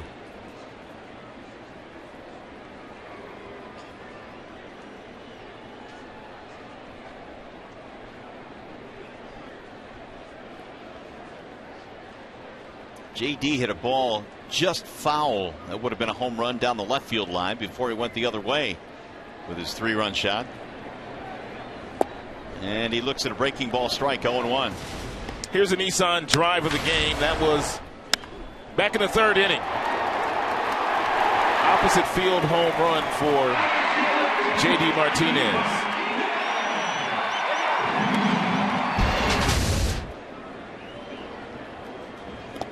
Couldn't hold up there. 0-2. 9 homers this year for JD, and you could see that 6 of the 9 have gone to either center field or right field. He gets out in front of breaking balls every now and then. Those are those 3 that he's hit to left field.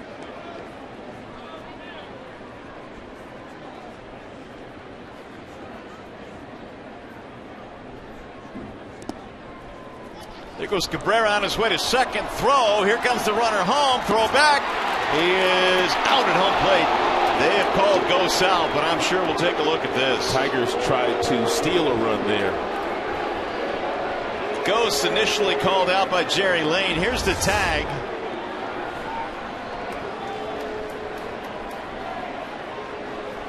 Never got there. No, you're right. The foot of Castro blocking home plate, and that's it. So the Tigers will not challenge. Brad, although has not given the official word, we'll wait and see. Maybe he will challenge this, but he clearly looked out. And now he's waved it off. So the inning is over. Tigers still lead by 1.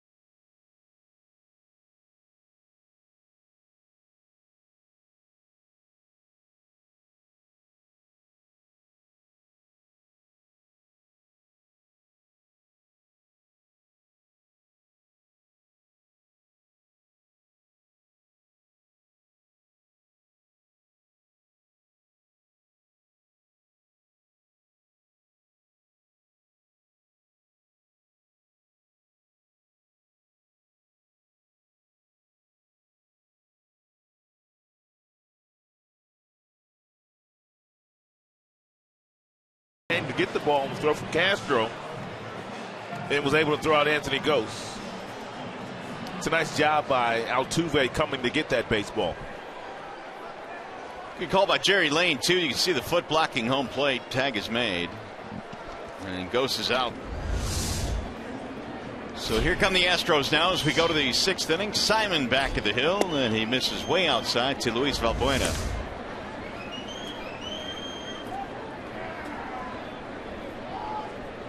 Foot never got to home plate for Ghost.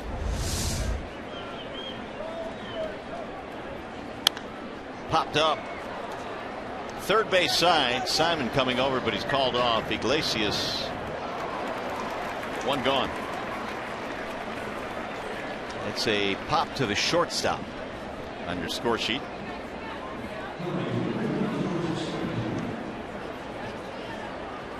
It's going to bring up George Springer. Springer with a double over the head of Anthony Ghost back in the third, knocking in a run.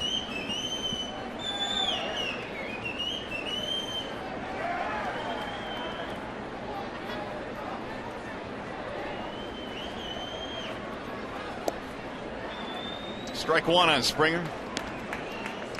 Played his college ball at UConn, which has been known more as a basketball school, especially on the women's side. And the men as well. He was a first-round pick back in 11 of the Astros. 11th overall, which is the highest draft choice ever to come out of UConn. And it did not take Springer long to put up monster numbers in the minor leagues.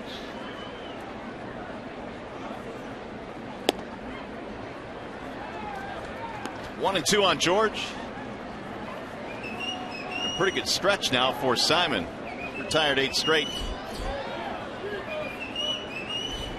Gaddis waiting on deck. Here's the 1-2. Lined on one hop to the second baseman, Kinsler. 2 gone. Game break time. Here's Johnny Kane.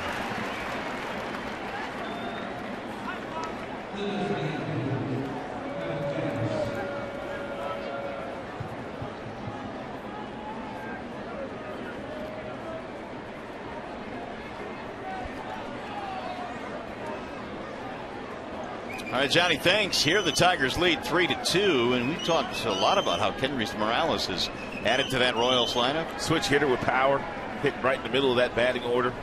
It's a nice sign by their general manager, Dayton Moore. Whoa, the old Ephus.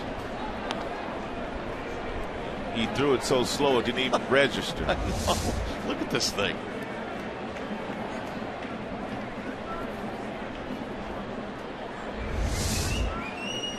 Here's the 1-0 pitch. Has he ever thrown a strike with that thing? Try to think.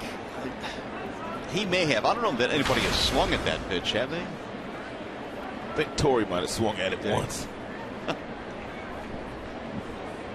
Yeah, you're right. He did actually. I remember that now. The 1-1. You ever faced a guy in the minors or big leagues that threw something like that? Never. The closest thing I saw to an Ephus pitch was probably a knuckleball or something like that.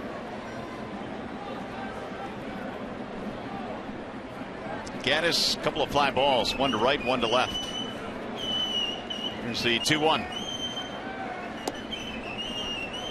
Just missed. 3-1. Yeah, Gaddis has got one thing on his mind when he's standing in that batter's box, and that's to hit a homer. 14 extra base hits on the season so far for Gaddis. 3-2. I made the comment earlier this season that he's so thankful that A.J. Hinch had confidence in him because Gaddis got off to an extremely slow start, but he kept throwing Gaddis out there in the lineup, and Evan was thankful for that. He has driven in 25 runs. He had 28 total hits. 14 for extra bases for Gaddis. Well, Gaddis will take his base with 2 outs. Well, tonight Fox Sports Live features a full slate of MLB highlights. King Felix tries to become baseball's first 7-game winner, plus complete NHL and NBA playoff coverage. Jay and Dan will have it all, and you can see it Fox Sports Live tonight at 11 p.m. on Fox Sports 1. Well, we got an answer to the Ephus question. He's thrown 24 Ephus pitches. Okay. We're being told by our crack staff in the truck. And 5 of those have been strikes. Really? So 5 of 24. You cannot sneak anything by the truck. Anything is answerable. 1-0 on Tucker. We've got a lot of gadgets down there.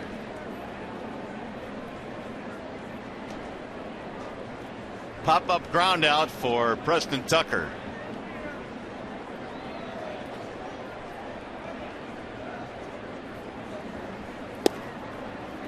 That's in there, a strike, 1-1. He buckled his knees with one of those split-fingered fastballs.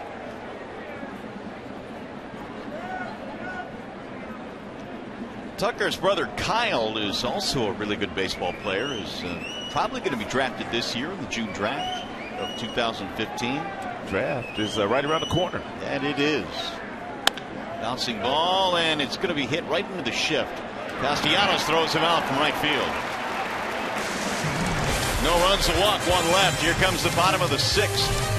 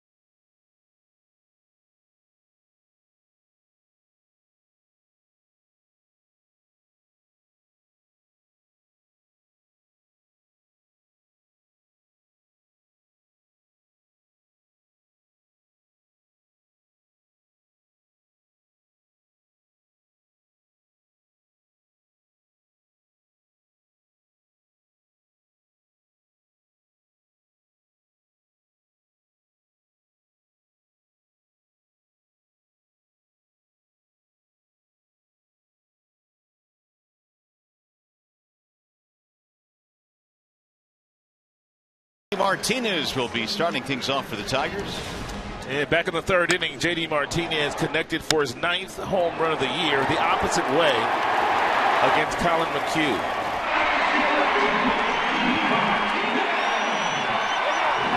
RBIs 19, 20, and 21 as well for J.D. As he stings his former club, he fouls that one back out of play on 1. Home half of the 6th inning is underway.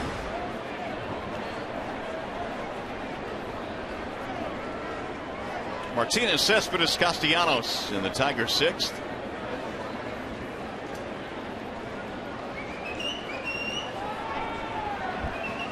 Here's the 0-1. No balls, 2 strikes.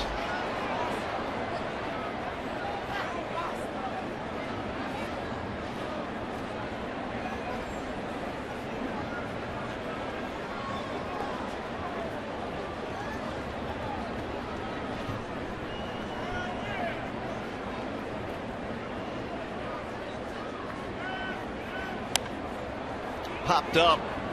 Let's see if it stays in play. Carter. They can't quite get there.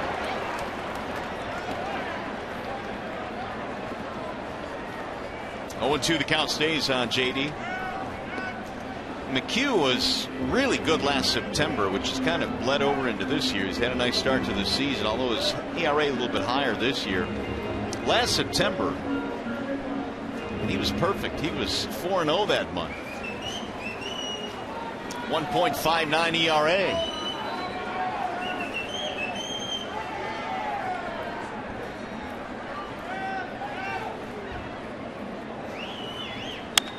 Slice to right center, base hit. Do it, JD. Nobody playing there. They had him played to pull on the infield, and Martinez with a single. And it's a vacated hole on the right side of the infield, and Altuve would have been standing there, but JD pulls his hands in nicely to his body and hits an absolute missile into right field. He was over-aggressive in last night's game against his former team. He was trying to do too much. Yeah, but he's dialed it back today.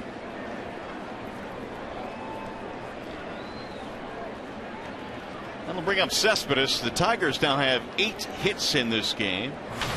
Simon, meanwhile, has allowed just 3 Astros hits.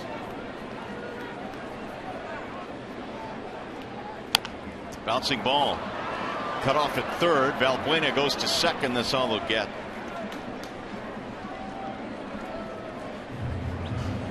One on, one out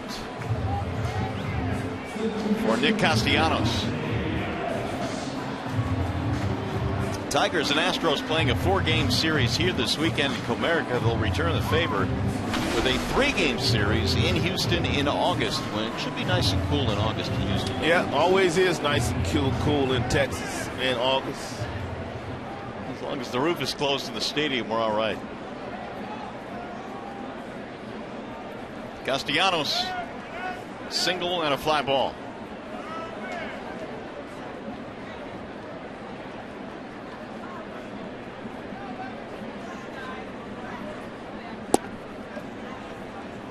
McHugh missing outside, 1-0, despite the fact that they played Castellanos to pull. Altuve is swung around across the bag to the shortstop side. I like the way the Tigers are taking what they're giving them. If they're going to overshift that way, even though the data shows that the Tigers are pull happy on the ground, they're right-handed batters. Their right-handed batters have the ability to hit the ball the other way. Castellanos does, JD does. That one will settle into the glove of Tucker in left. McGill has no problem going the other way. Rajay Davis.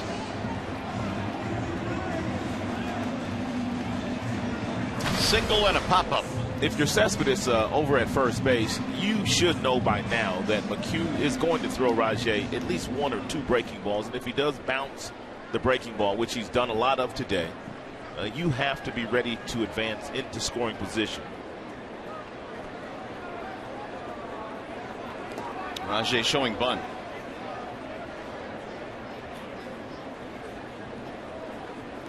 Castro has been awfully busy behind the plate today. He's had to block a lot of those breaking balls in the dirt thrown by McHugh.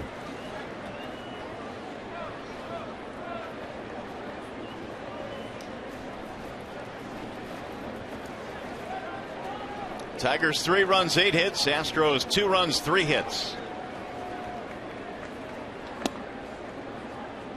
2-0 the count. Davis, your designated hitter tonight for the Tigers, and it appears that Brad now is going to use that position to get some other guys in that spot, as opposed to strictly using Tyler Collins against right-handed pitching. Keep some guys fresh. Why not? They've got some quality guys they can rotate. Whether Cespedes gets a night off, or Miguel, or anybody really. Kinsler, Davis, JD. Victor Martinez on the 15-day disabled list. That was retroactive back to the 19th.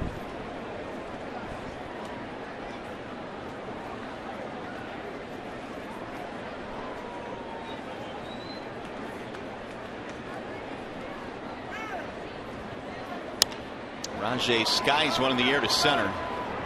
Colby Rasmus toward the gap to make the catch, and nothing comes of the leadoff single. We go to the 7th.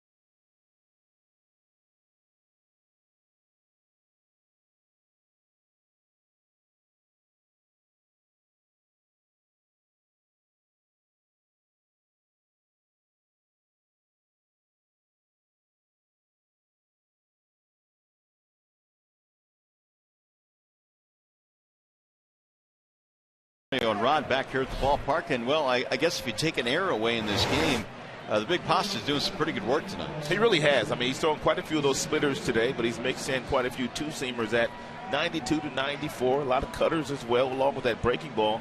He's really slowed down the Astros. You got about J.D. Martinez, man, a 3-run homer tonight. He very nearly hit one out to left, and he comes back and shoots one out to right. Much more patient today. Yeah. It looked like he tried to do too much against his former team yesterday, but he's had some quality at-bats tonight. And because of that, he's played long ball to right field for the 5th time this year. And so the Tigers will take their lead into the 7th as Simon goes back to the hill. And his first pitch to Colby Rasmus is ball 1.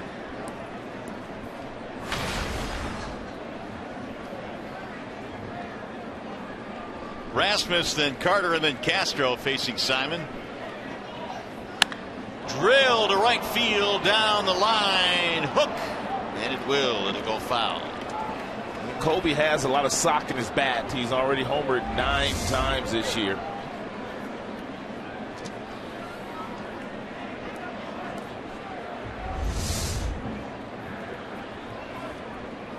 Well, this makes 5 of 9 starts now that Simon has pitched into the 7th. Now, Alfredo hasn't gotten a lot of run support in the first couple of months from his teammates, averaging just over 3 runs per game while he's on the mound.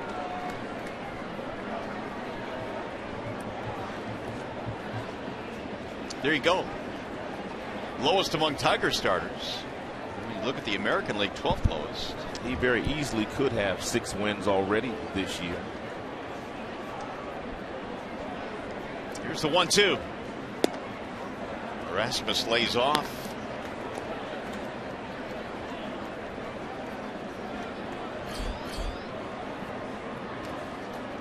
Carter waiting on deck. There's only one outfielder in the American League that has more extra base hits than Colby Rasmus, and that would be Yoenis Cespedes. Simon's already struck him out twice here today. Looking for the hat trick. Ooh, drilled again to right field, but again, it'll look foul. Here's our high speed, and pitching is brought to you by Xfinity. Top fastball tonight, 94. And thrown by Alfredo. What do you guys call it? The Big Pasta? Big Pasta, that's his nickname. Although it is Polish American night, maybe it should be the Big Pierogi tonight.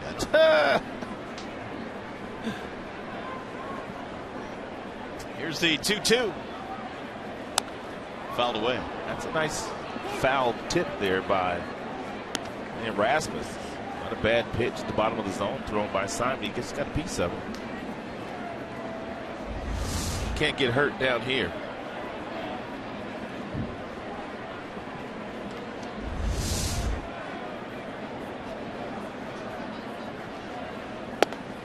Missed tying away. Fill the count now 3-2.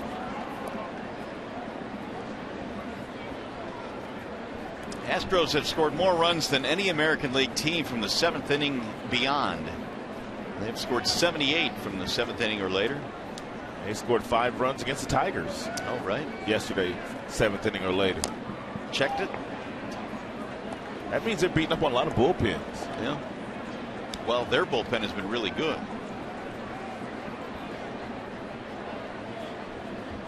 3-2. A.J. Hinch's team still in first place in the American League West by a decent margin as well. They came into play tonight up 5.5. There you go.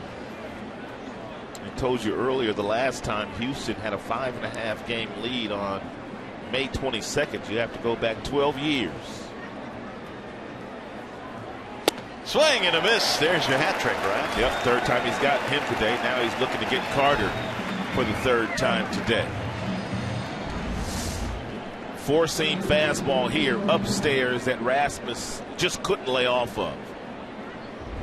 5 strikeouts now for Simon. We're at Comerica Park tonight in downtown Detroit. Mario and Pemba, Rod Allen. Mark Isofano, our producer. Brian Moss, our director tonight. Tigers holding on to a skinning 1-run lead, 3-2. We're in the 7th. Carter shoots one foul, 0-1.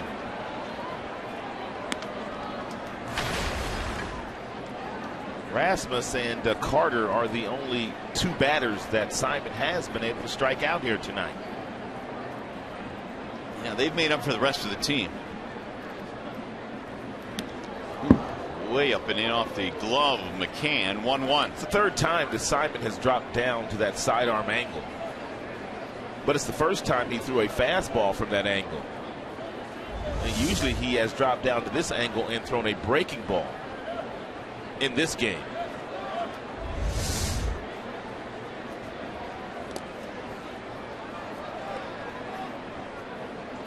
Carter's certainly a guy that can tie this game with one swing of the bat. He got 7 of them this year. And most of those have come lately. Told you last time he was up, he had a monster second half last year. But he's always had huge power, whether it be with Oakland, whether it be Chicago in the minor leagues, now in the big leagues with Houston.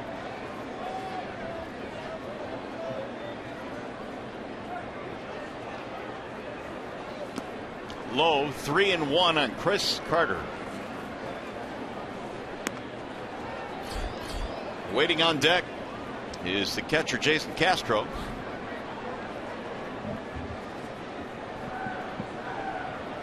Jeff Jones picking up the telephone.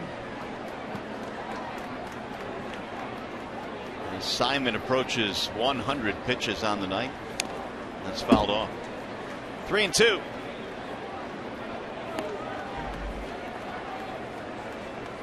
Alfredo won his first four starts for the Tigers consecutively. And he became the first pitcher to win 4 straight in a Tigers uniform to start a year since 1978 when Kid Young did it.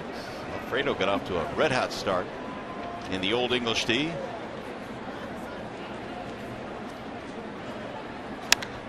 High fly ball, right field, fairly deep, carrying. Martinez going back, has room. 2 outs.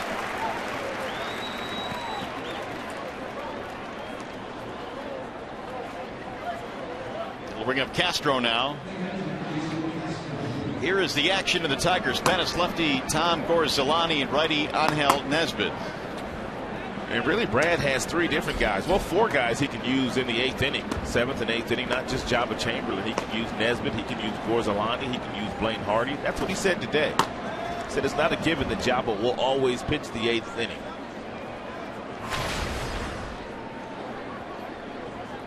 Even 100 pitches for Alfredo. Strike called on Castro. Here it is by innings.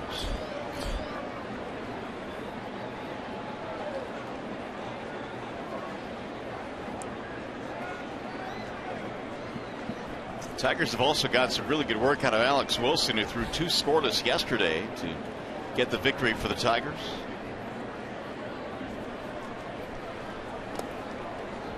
One ball, 1 strike.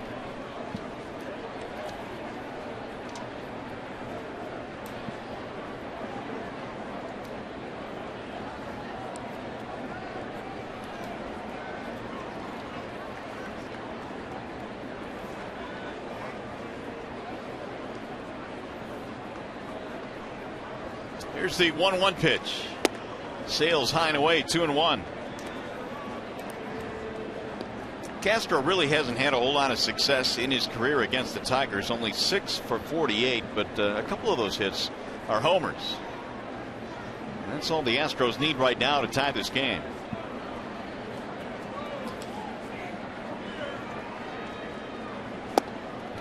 Two and two.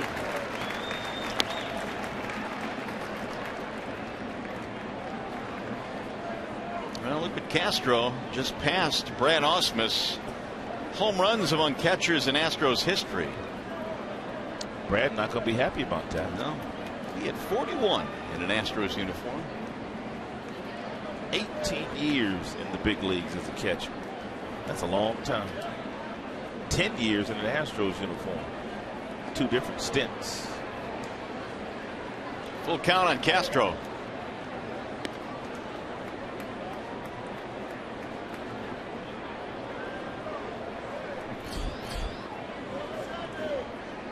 Marwin Gonzalez on deck. Castro had a double to start things off in the third. That's when the Astros got their 2 runs. The Tigers, though, answered with 3 in the third inning. Drilled to short right, out of the reach of Castellanos, who was playing out there. It'll be a base hit.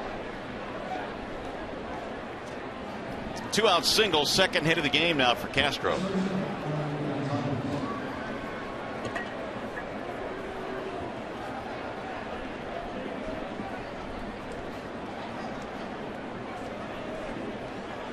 That'll bring up the number 9 hitter, Marwin Gonzalez.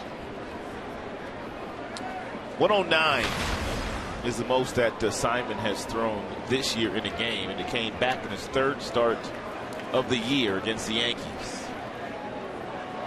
I think this might be his last batter here. You got Altuve on deck. It could be. I don't know. It could be. He's gotten Altuve 3 times, even if Gonzalez does get on. Marwin is sacrificed in a fly ball. Strike 1. Gonzalez, crooked look for home plate umpire Jerry Lane.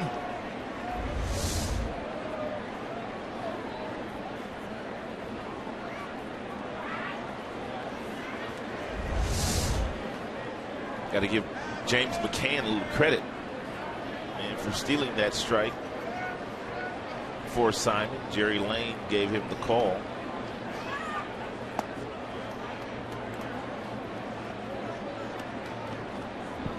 One and one. New umpiring crew here tonight, not the same crew that started the series last night, and that's rare that you break up series, but it probably was going to be tough for this crew right here to get to Comerica Park yesterday for a 1 o'clock game. Yeah, an odd start for a Thursday, or for a Wednesday rather, the 1 o'clock game. And it's popped up foul, or Thursday I should say. To start the series, it's a 4-game series, so that's why it kind of threw the schedule off kilter. So that same crew that worked the Brewers series, they just hung out for one more day in the Motor City.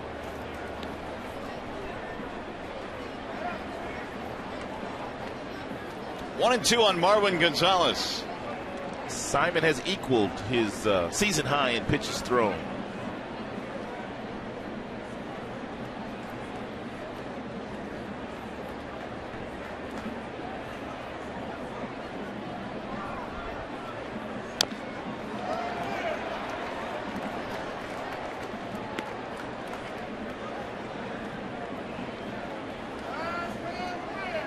Simon right now at 110. His career high is 119. You see what he averages per start, a little under 100. The single that he gave up to Castro here in the 7th was his first hit allowed since the 3rd tonight. He'd been on a pretty good roll.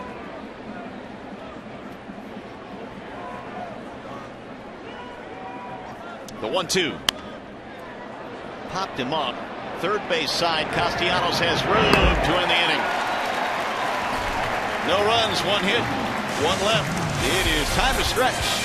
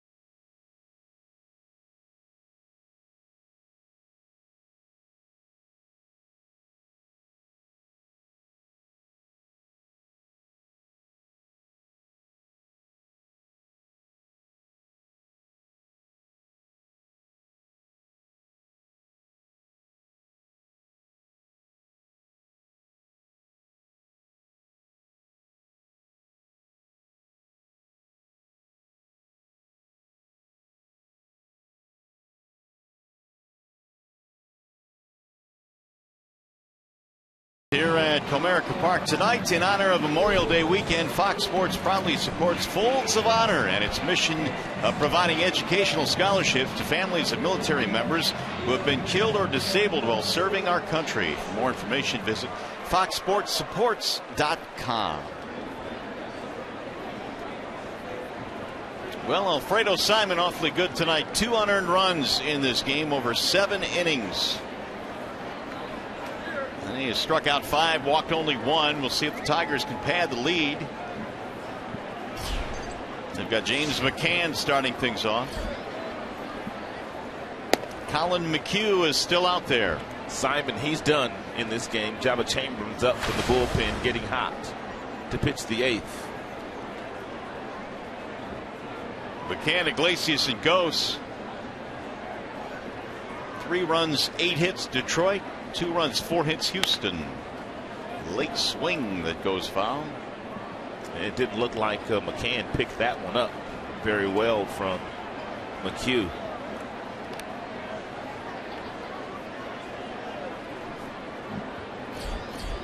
Here's Jabba.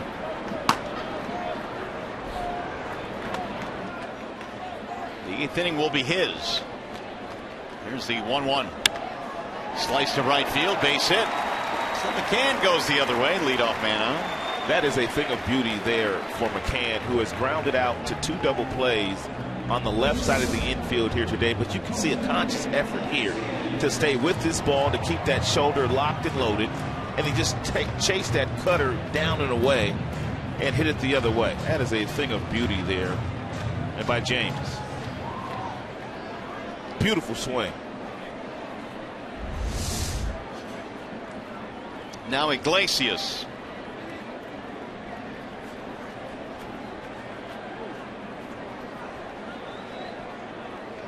Showing bunt, and he lays one down. McHugh going to go to second, and they'll get the force there. So Iglesias unable to move the runner up. Well, Iglesias is just going to have to steal second base now.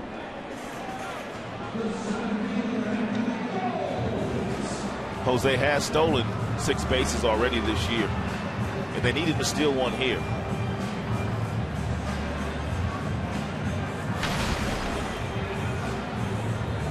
Another big night for Gose. Single double, he scored a run. His base hit was of the bunt variety.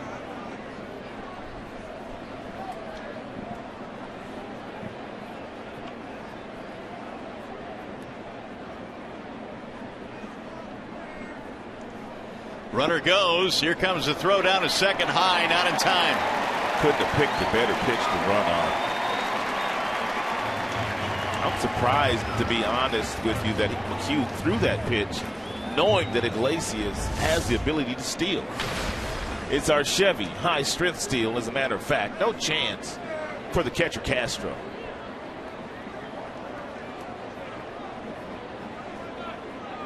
With that stolen base, the Tigers now have the league lead over Houston. It's the 40th steal of the year for the Tigers. That it is. The 1-0. Ghost trying to drive him in now. Here you go. Only the Reds have more in the major leagues. Tigers now lead the American League in steals. How about that? How about Kansas City? Nowhere to be found, but Kansas City's rolling that pole this year. Yep. They don't need to run as much as they have in the last couple of years. Swing and a miss. 1-2.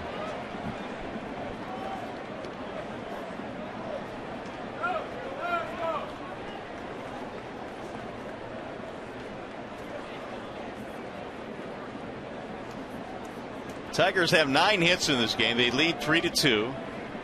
Does Gose have another 3-hit game in him? Let's find out. He already has 7 of those bad boys. Here's the 1-2. 2 balls, 2 strikes.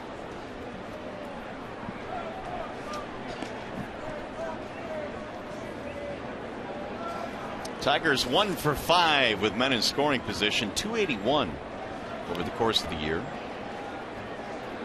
Tigers coming in leading the American League in hits, triples, on base percentage.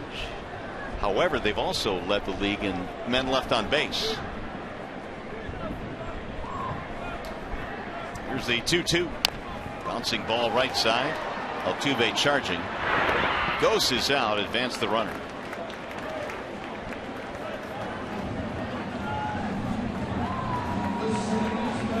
Here's Ian Kinsler with 2 outs.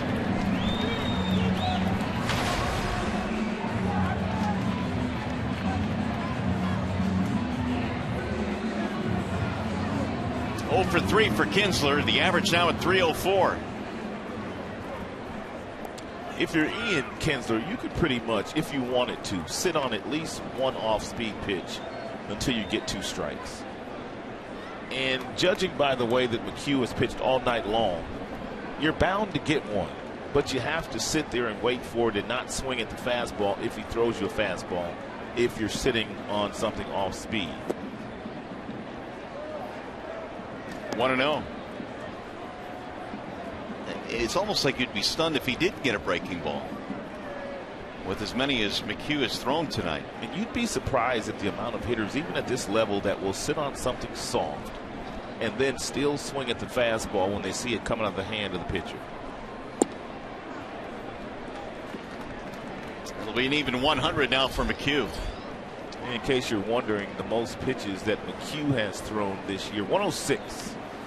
He did it earlier in the month of May against the Seattle Mariners.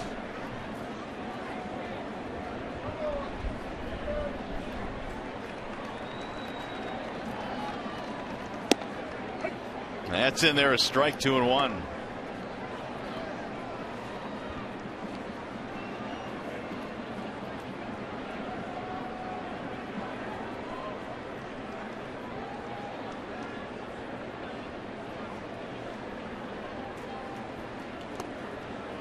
Good block at home plate by Castro.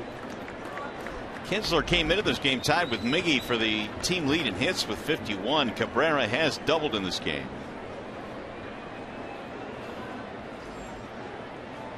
Trying to pick up another runner here. That's Iglesias standing at third with 2 outs.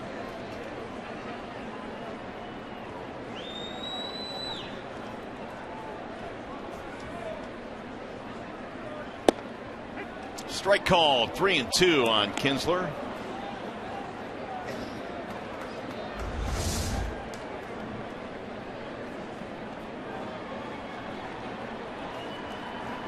Right at the bottom edge.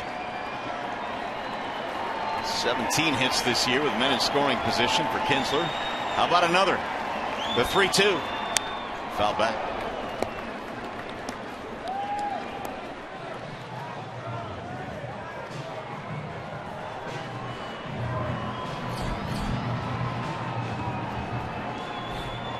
Waiting on deck, Miguel Cabrera.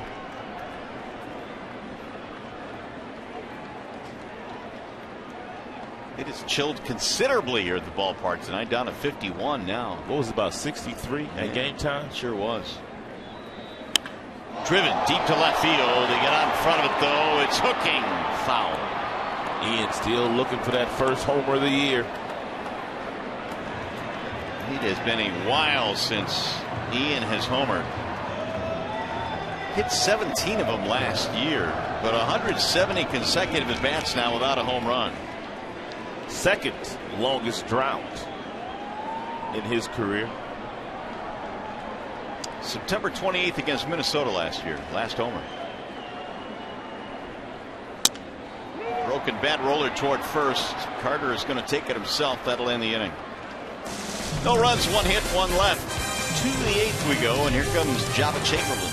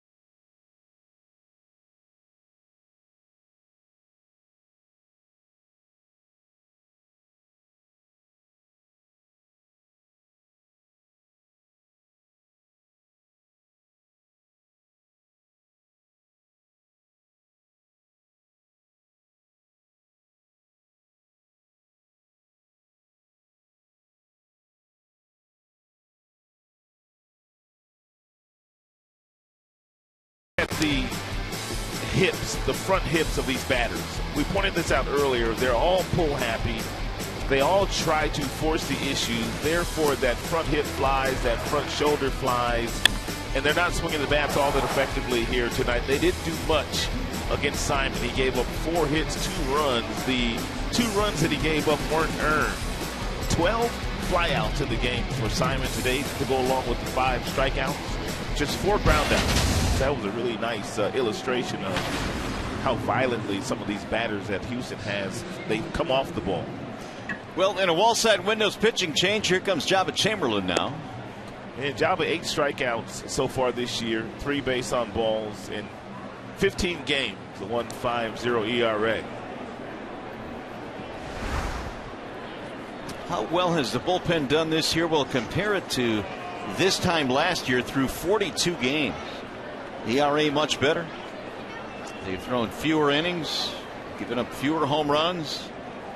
We've been giving the bullpen a lot of credit, but Tigers fans out there, they're giving the bullpen its due after the last couple years. It's about time to do so, don't you think? Yeah, they should. Well, here's Altuve, the leadoff man. It'll be Altuve, Valbuena, and Springer facing the right-hander Jabba Chamberlain. You must keep Altuve off the base paths. An absolute must. Well, they've done a good job of that in this series. Altuve is now 1 for 8. Yeah, and he's 3 for his last 28.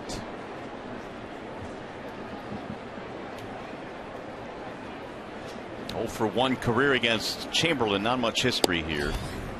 Jabba missed outside. 1 ball, 1 strike. And the one thing that Altuve has been doing a lot of during this little mini slump that he's in, he's been rolling over on the ground a lot to the left side of the infield, or either popping up to the left side of the infield. Well, had a good swing there. A slide piece at 87 thrown by Jabba, and not a good swing by Altuve. That front hip of all these guys, man, just kind of fly off that ball.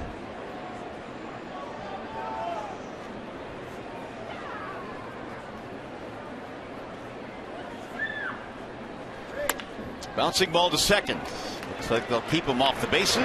Kinsler throws him out. And Altuve now is 0 for 4 tonight. 1 away.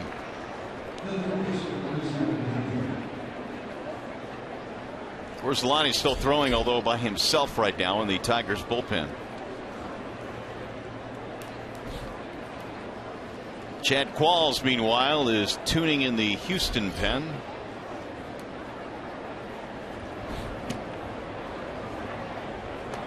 Here's Valbuena. His ground ball misplayed by Kinsler back in the 3rd, allowed a run to score. And then the Astros got another after that on a double by Springer.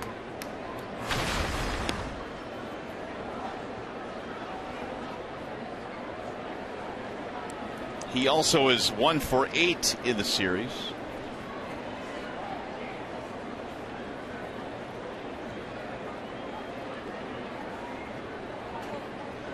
They played a pull on the infield, the shift against Valbuena. Big swing there. 1-1. Good 4-seam fastball at 94 thrown by Jabba. Jabba's been throwing a lot more fastballs last couple of weeks, and someone's gotten in his ear, because he really has reestablished that mid-90s heater. And then when he does throw the breaking ball, you see some awkward swings.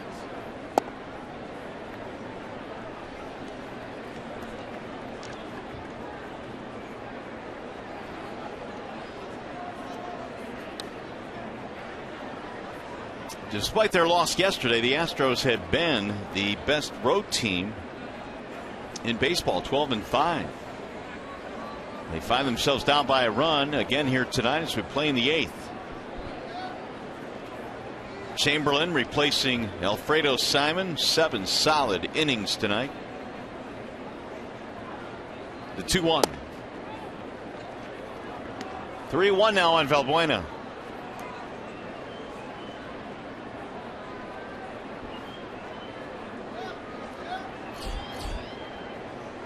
Springer waiting on deck.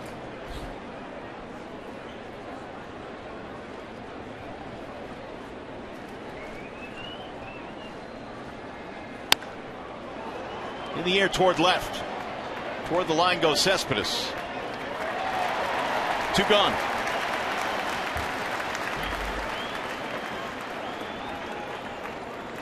One more out to get here in the 8th. That'll be Springer.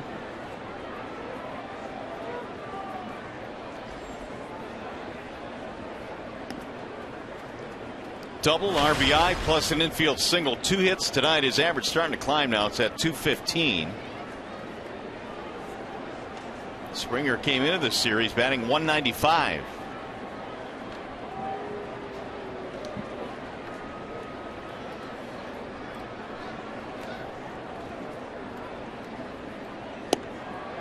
Ball 1.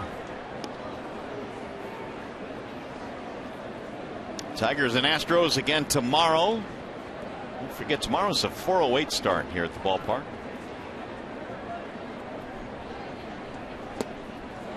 One ball, one strike.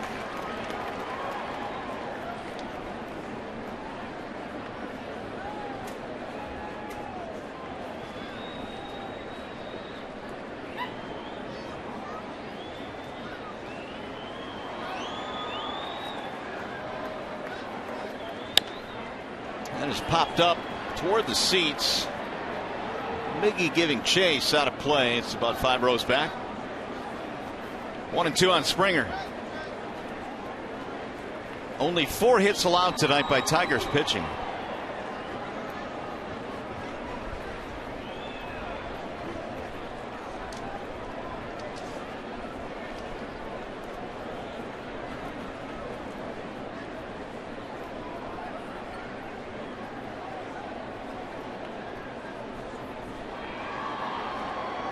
Now the 1-2 outside. 2 balls, 2 strikes. What do you see as the ceiling here for Springer as he gets more acclimated to big league pitching? Playing in that yard that he plays in where the ball really jumps, he'll be a 30 homer guy. He's going to steal 30 bases in big leagues too. He's got a bright future. He's going to drive in 100 runs at some point in time. He's going to make all-star teams too. He's got a high ceiling. And they still have some prospects down in the minor leagues. They're waiting on Correa, who is really kind of tearing it up down there. Why is he not here? I don't know. Here's Evan Gattis waiting on deck. These Astros have really kind of turned things around since a couple of years ago. And this is a Houston team that lost 111 games 2 years ago. Here are some of those names we're talking about. Lance McCullers is going to pitch in this series. Mark Appel was the first overall draft in 13. They haven't been missing with their high round draft choices. Springer is an example of that. He's in the big leagues. Correa, he's going to get here shortly. Appel, they're not going to take him long either. 368 for Carlos Correa down in the minors.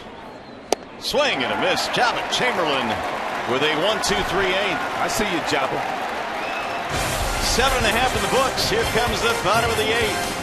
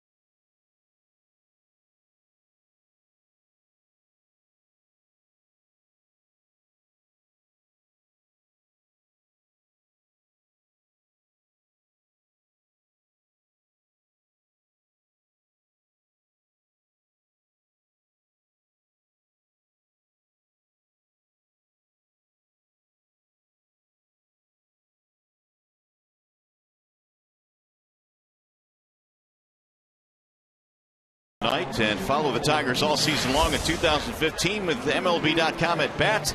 It is the #1 app for live baseball. At Bat is up to the moment at any moment with in-game highlights. You'll get live look-ins, replay reviews, radio broadcasts, even StatCast. Get MLB.com at Bat on your smartphone or your tablet.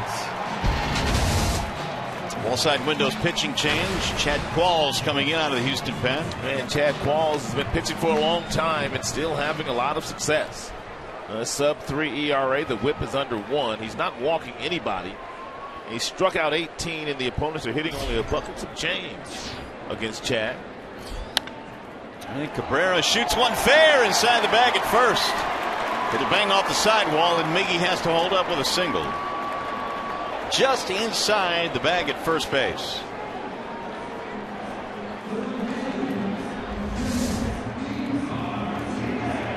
A little sinker ball that didn't get down to the area that Qualls wanted it, and Miggy with just supreme concentration. Hit that ball right over the bag.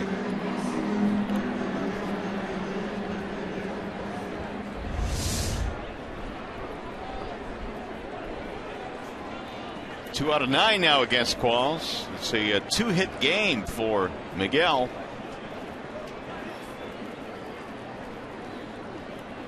Here's JD. Ball 1.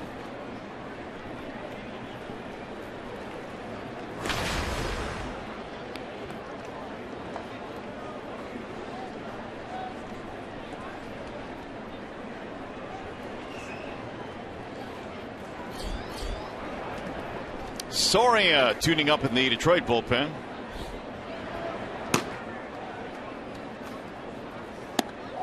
Joaquin blew his first save of the year yesterday in the 9th inning home run. The Tigers eventually won that game in 11.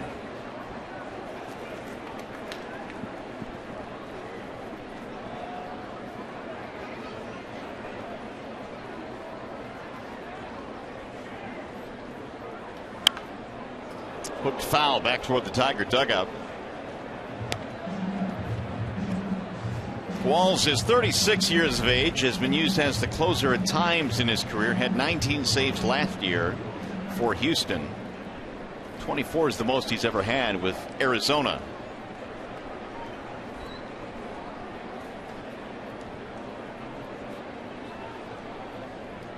Here's the 2-1. Ground ball foul down the third base line. 2-2 on JD Martinez.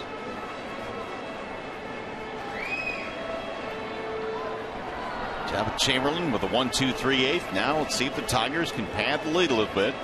It would be nice.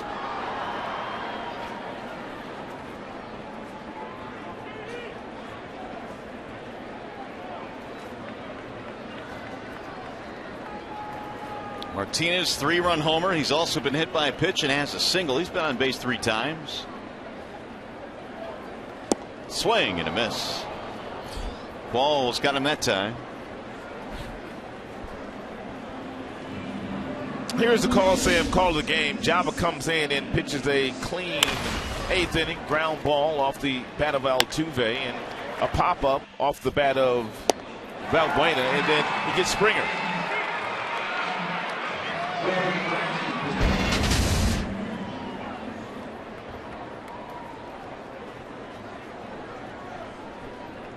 We'll give Brad some credit for making that call. Also got to thank Brad for joining us tonight. Here's Cespedes. Yeah, Brad threw the headsets on and joined us earlier in the game. He echoed what you said about JD Martinez maybe pressing a little bit yesterday.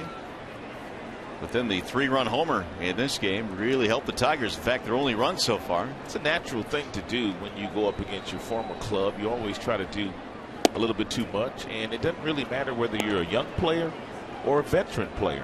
We watched Torrey Hunter in the 6 or 7 games that the Tigers have played against Minnesota look like he's tried to do too much. So he's worn out everybody else. That's a good point. He really struggled. He swung at everything. A lot of balls here, a lot of balls there. Here's the 0-2. Cespedes hits a ground ball to third under the glove of Valbuena. It'll roll to the corner. Cabrera rumbling to third base, and he will stop there. Going to be a double for Yoenis Cespedes. That ball has to be knocked down by Valbuena. You have to get glove on that, and you have to keep that ball in the infield. He went over to the ball, and he was going to try to backhand it and get the force out at second base, thinking about turning two before getting one out, and he never got the tailgate down enough to make the play. Ball right underneath the glove. Second and third now. There's Castellanos. And in a one-run game in the eighth, the Astros will pull the infield in. No reason for Castellanos to get greedy here. And when he gets greedy in these situations, he gets out in front of the ball and hits ground balls to the left side of the infield. Hit something to right field.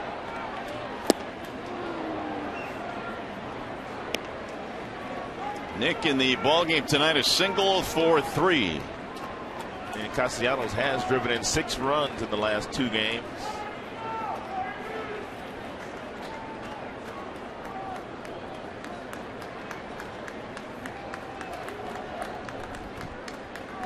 Cabrera at third base, Cespedes at second, infield in.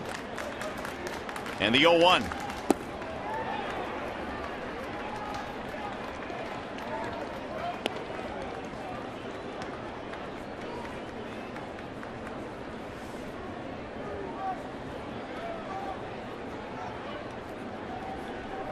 Colin McHugh threw the first 7 for Houston, and all he did was allow that 3-run shot to J.D. Martinez. That's all he gave up, but it may be enough.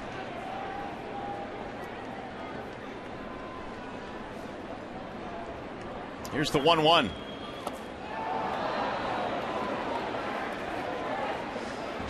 E5, by the way, in that last ground ball by Cespedes, so I called it a double, but it's an E5.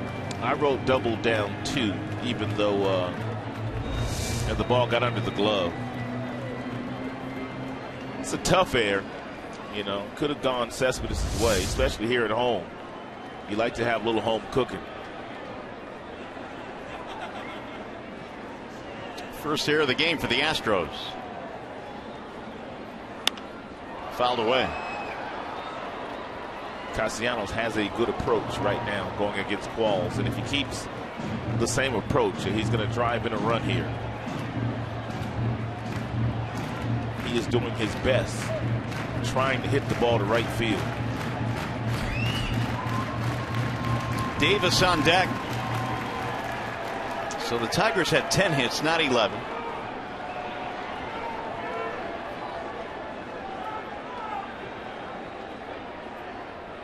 And the 1-2. Swing and a miss. It's a big out there for Qualls. Second strikeout of the inning, 2 gone. And it looked like the same exact pitch that he got JD on. And breaking ball down.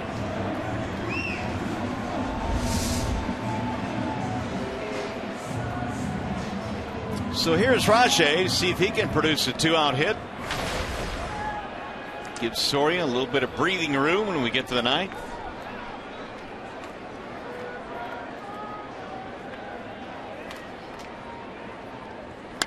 Ground ball, left side of the infield, it's short. Gonzalez, tough play. Go! Not in time, and the run scores. Rajay beats it out, an infield single. Marwin Gonzalez, the shortstop, did all that he could do to try to get the speedy runner Davis. He surrounded it. He got rid of it in a hurry, but his foot on the bag before the ball got in the glove of Carter. It's a huge run right there. And it's the Tigers' first run since getting 3 in the third. It's now a 4-2 ball game.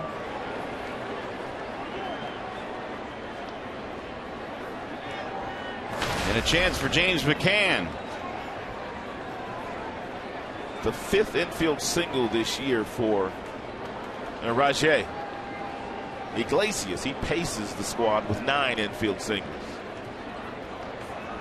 McCann will bat with runners at first and third. That is the 11th Tigers hit of the night. Ball up and in, 1-0.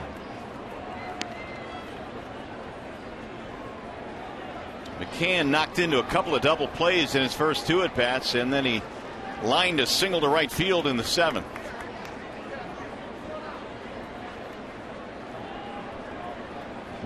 Davis stretching his lead at first, Cespedes at third. Runner goes. Here comes the throw to second. It's going to be tardy. Steal number 11 this year for Davis. And really, he stole this base on Qualls, the pitcher. Castro, the catcher, really had no shot at throwing Davis out, not with the big lead and the huge jump that he got.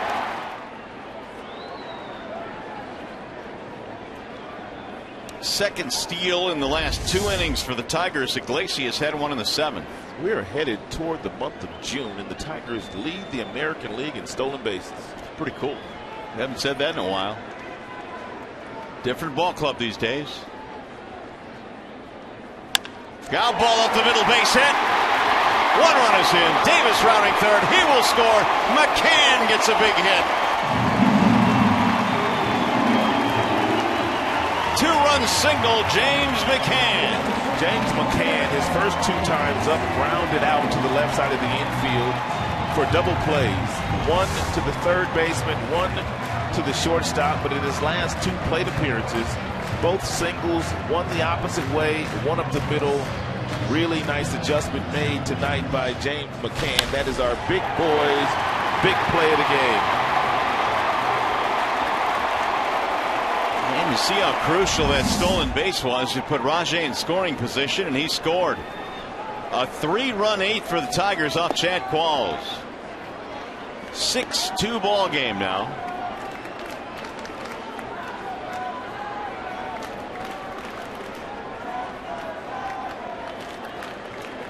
Joakim Soria now is sat down in the bullpen with a 4-run lead. Not a save situation. Iglesias cues 1 foul, 0-2. Instead, Tom Gorsolani now is again warming.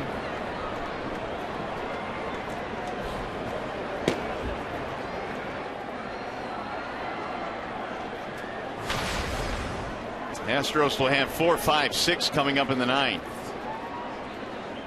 Iglesias, stolen base, single, run scored.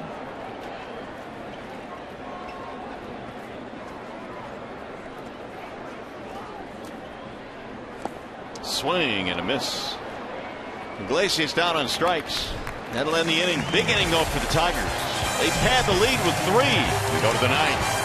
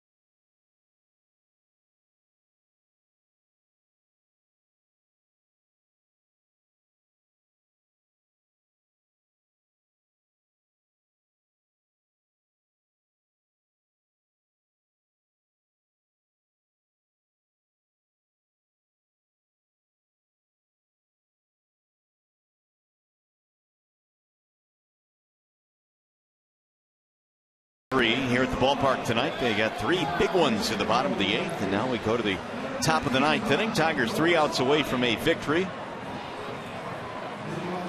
There is a new pitcher now for the Tigers. That'll be Tom Gorzelani.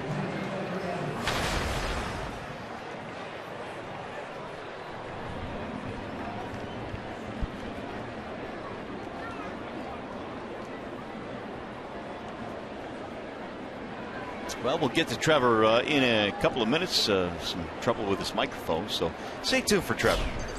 Meanwhile, Romine has entered the ballgame. He'll play third base. And Gorzelani goes to work facing Evan Gattis to start things off here in the 9th. Gattis takes ball 1. 6 runs, 12 hits for the Tigers. 2 runs, 4 hits for the visiting Astros.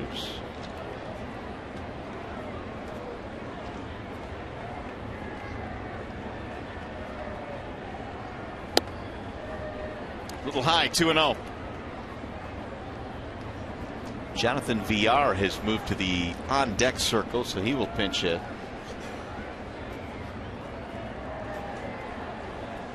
Soria was warming up, but now with a 4-run lead, Gorzelani comes in. Here's the 2-0.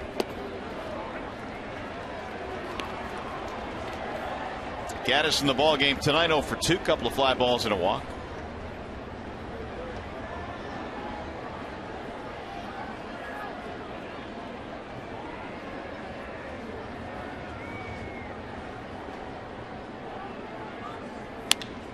High, towering fly ball to left.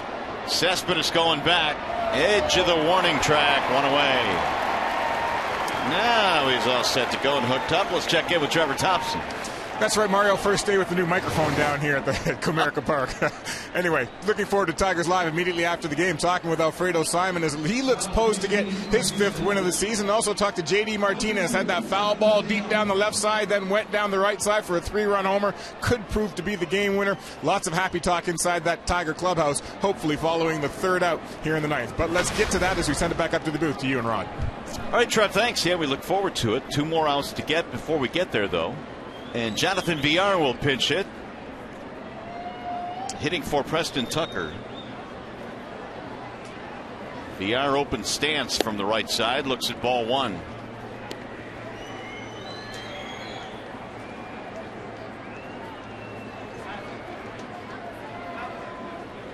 Tigers have out-hit the Astros tonight 12-4. Simon was really good again tonight. There's a bouncing ball in the hole. It's short. Iglesias plants, throws, picked by Miggy. Human highlight film. Jose Iglesias. 2 gone. Tremendous range. He sets his feet. He grabs it across the seams and throws that 4-seamer across the diamond to Miggy. And Miggy just picking everything over there.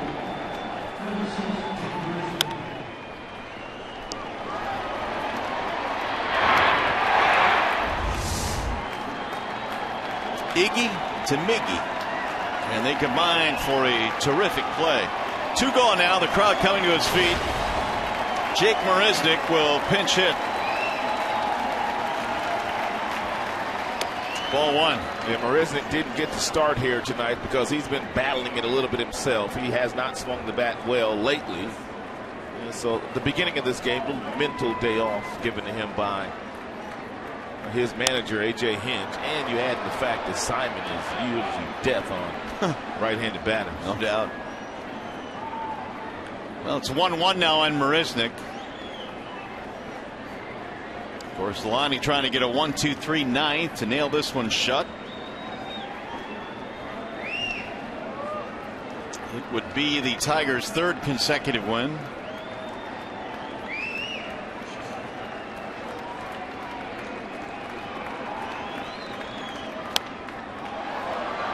Out of play. 1-2 on Jake Marisnick.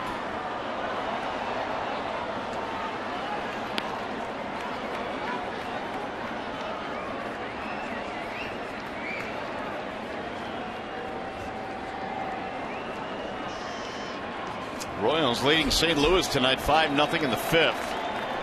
They came in with a 2-game lead on the Tigers in the Central.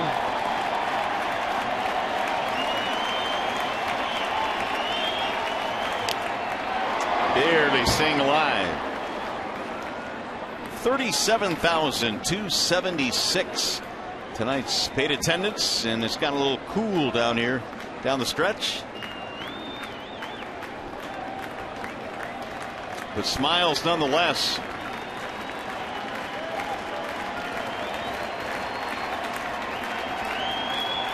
Swing and a miss, struck him out.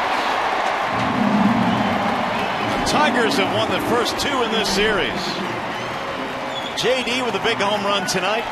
Simon was great. And the Tigers come away with their 3rd consecutive win. Stay with us. A whole lot more coming up from a Comerica Park that's happy with a 6-2 win tonight.